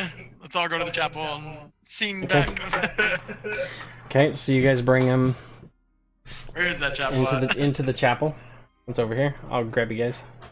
Amazing grace. Actually, the song that should be playing is "I've had the time of my life." I want to stop and talk to Gundren and say, is there anything that you can do to save our friend? We pull him along with us. Yeah, I was gonna say I'm gonna grab him by the hair as a fellow dwarf. I'm grabbing him by the hair and dragging him with us. Okay. So he obviously doesn't put up a fight, and he pulls and he says, "I'm terribly sorry. This is beyond my skill set. I'm not a merchant. I'm sorry." And he starts kind of just sobbing into his hands. Did I get everybody over there? Missing anybody? Okay, so you enter the room. Again, you guys are hanging on a whisper. The air in this room is cold. The floor is cold. Roland is very cold. His eyes barely creeping open and shut. You see some blood coming out of his ear, some blood coming out of his nose. As a seasoned warrior, I've seen that, and one who has seen many friends and fellow soldiers die. I go up to him and like, "You did well. You fought well, and you died well. Now you may rest." I give him just a soft smile, and I take my shield and which is my holy symbol as well, and I'll pull it onto like my chest and kind of put my hands around it. Okay. And I go, "Thank you all for your kindness." And I think at that point, that's when I close my eyes. Okay. And the two-pronged sword that has always had that kind of arcing lightning running through it stops arcing with lightning, and the cog in the middle of the shield that is always kind of slowly spinning with my own magical energy just comes to a halt. You guys feel this? You see this? You hear the last few sputters of his sword. Just a sad moment. And this is where we'll pick up next week. Dum, dum. So, like I said, as a Klingon. Yeah, wow, that went let really. Them in Stovacor know that you're coming. There you go, Fuzzy. You finally killed one of us. I didn't mean to. Technically, I killed myself with that natural one. What the heck was that? Oh, jeez. We had a lot of natural rolls, man. Don't lose heart. We will look at it. Let's go ahead and do experience, because experience also carries over to the afterlife. Yay! Have you ever seen a character that's actually dead in D&D Beyond? A character that's actually dead? No, I haven't. Yeah, so not much changes, obviously. You don't have hit points, you just have your 3 failed saves. And then right next to your character name, it just says in parentheses, dead. How insensitive! So you basically should become like Goku, And you just get Halo. Yeah, would you guys go Halo? Like 12 Dragon Balls? We'll go get the Dragon Balls. That's our new mission. Alright, so what we're going to do is... let's look at this. Okay, real quick for the experience points. Okay, this 950 XP divided by 5. 190. Sorry, how much XP divided by 5? 940 divided by 5. 188.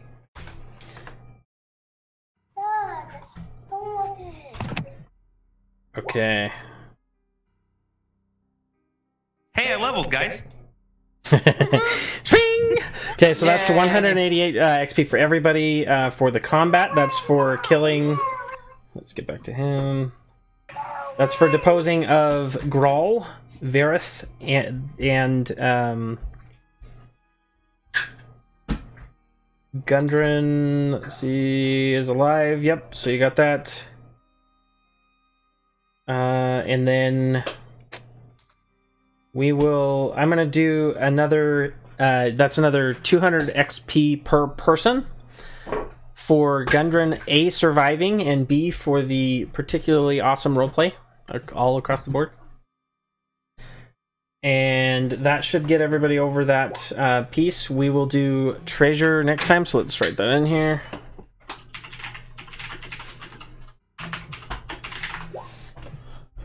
So we'll do that, and then you guys can kind of sift through that stuff. But for now, like I said, you guys are you're in that apps, and as an epilogue of this scene that's going on,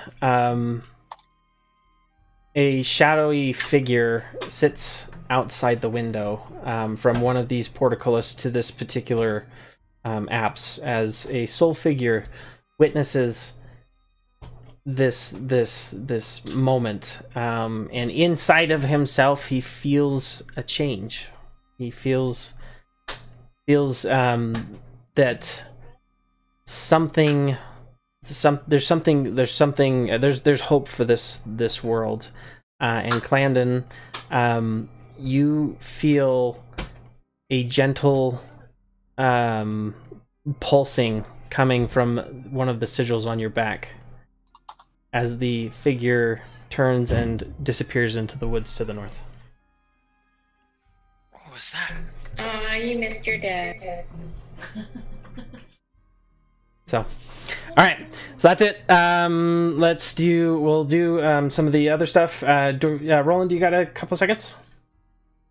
Yeah, I'll go ahead and stay down for a couple moments. Okay, we're gonna go down and talk. If you guys want to do your leveling stuff, I'll jump back up. You can do it tonight, or we can do it later. It's up to you guys. I know it's late for a lot of people, so preferably we do it before next time we play. Yeah, I just need you to add something into the compendium. Okay. For my an extra feat. Do you mind hanging on for like 5 minutes? Yeah, I'll be fine. Okay, so before we do anything else, next time we want to meet, do we want to do it on the 30th or 31st, or push it to next month? I can't do it on the 30th because I got a date. Yay! Hooray! Date night. So, and then 31st is priesthood Just session. bring her to D&D Yeah, night. I can't. That's do right. The 31st either. Okay, so the 6th or the 7th? Yeah, bring her to D&D night. I can do either the 6th or the 7th. That's fine with me. 7th, I'm having a big family dinner, so I can't do the 7th. So it's gotta be on the 6th? Is that cool with you, Kate, 6th. Steve, and Sarah? Yeah, that's good with us. All right, the 6th it is. Let's write that in the chat. What time? 6:30, I think, is a good time. Same bat time, same bat channel. And I'm trying to get them done by 9:30, but tonight's went a little overboard. Battle was a little. Hard fight. Well, yeah, we had to save that owl bear. Yeah, right. Yeah, we did. But he was saying, "Oh, thank you for reminding me. Thank you for reminding me, Owlbear." Oh yeah, experience for that. You do get experience for that. So, and we'll also remind me to do treasure for that next time too. So that is 700 XP divided among 5. Wow, wowzers. 140 each. 140 per person. So make sure that's on your Roll20 and your D&D Beyond, so that way they're the same. Yeah, so let me talk with Nibiru. Anyone who wants to do level ups, I'll be right back. Anyone else, thanks for coming. You did awesome tonight. Yay! Good night, everybody. Bye. Bye now. Bye.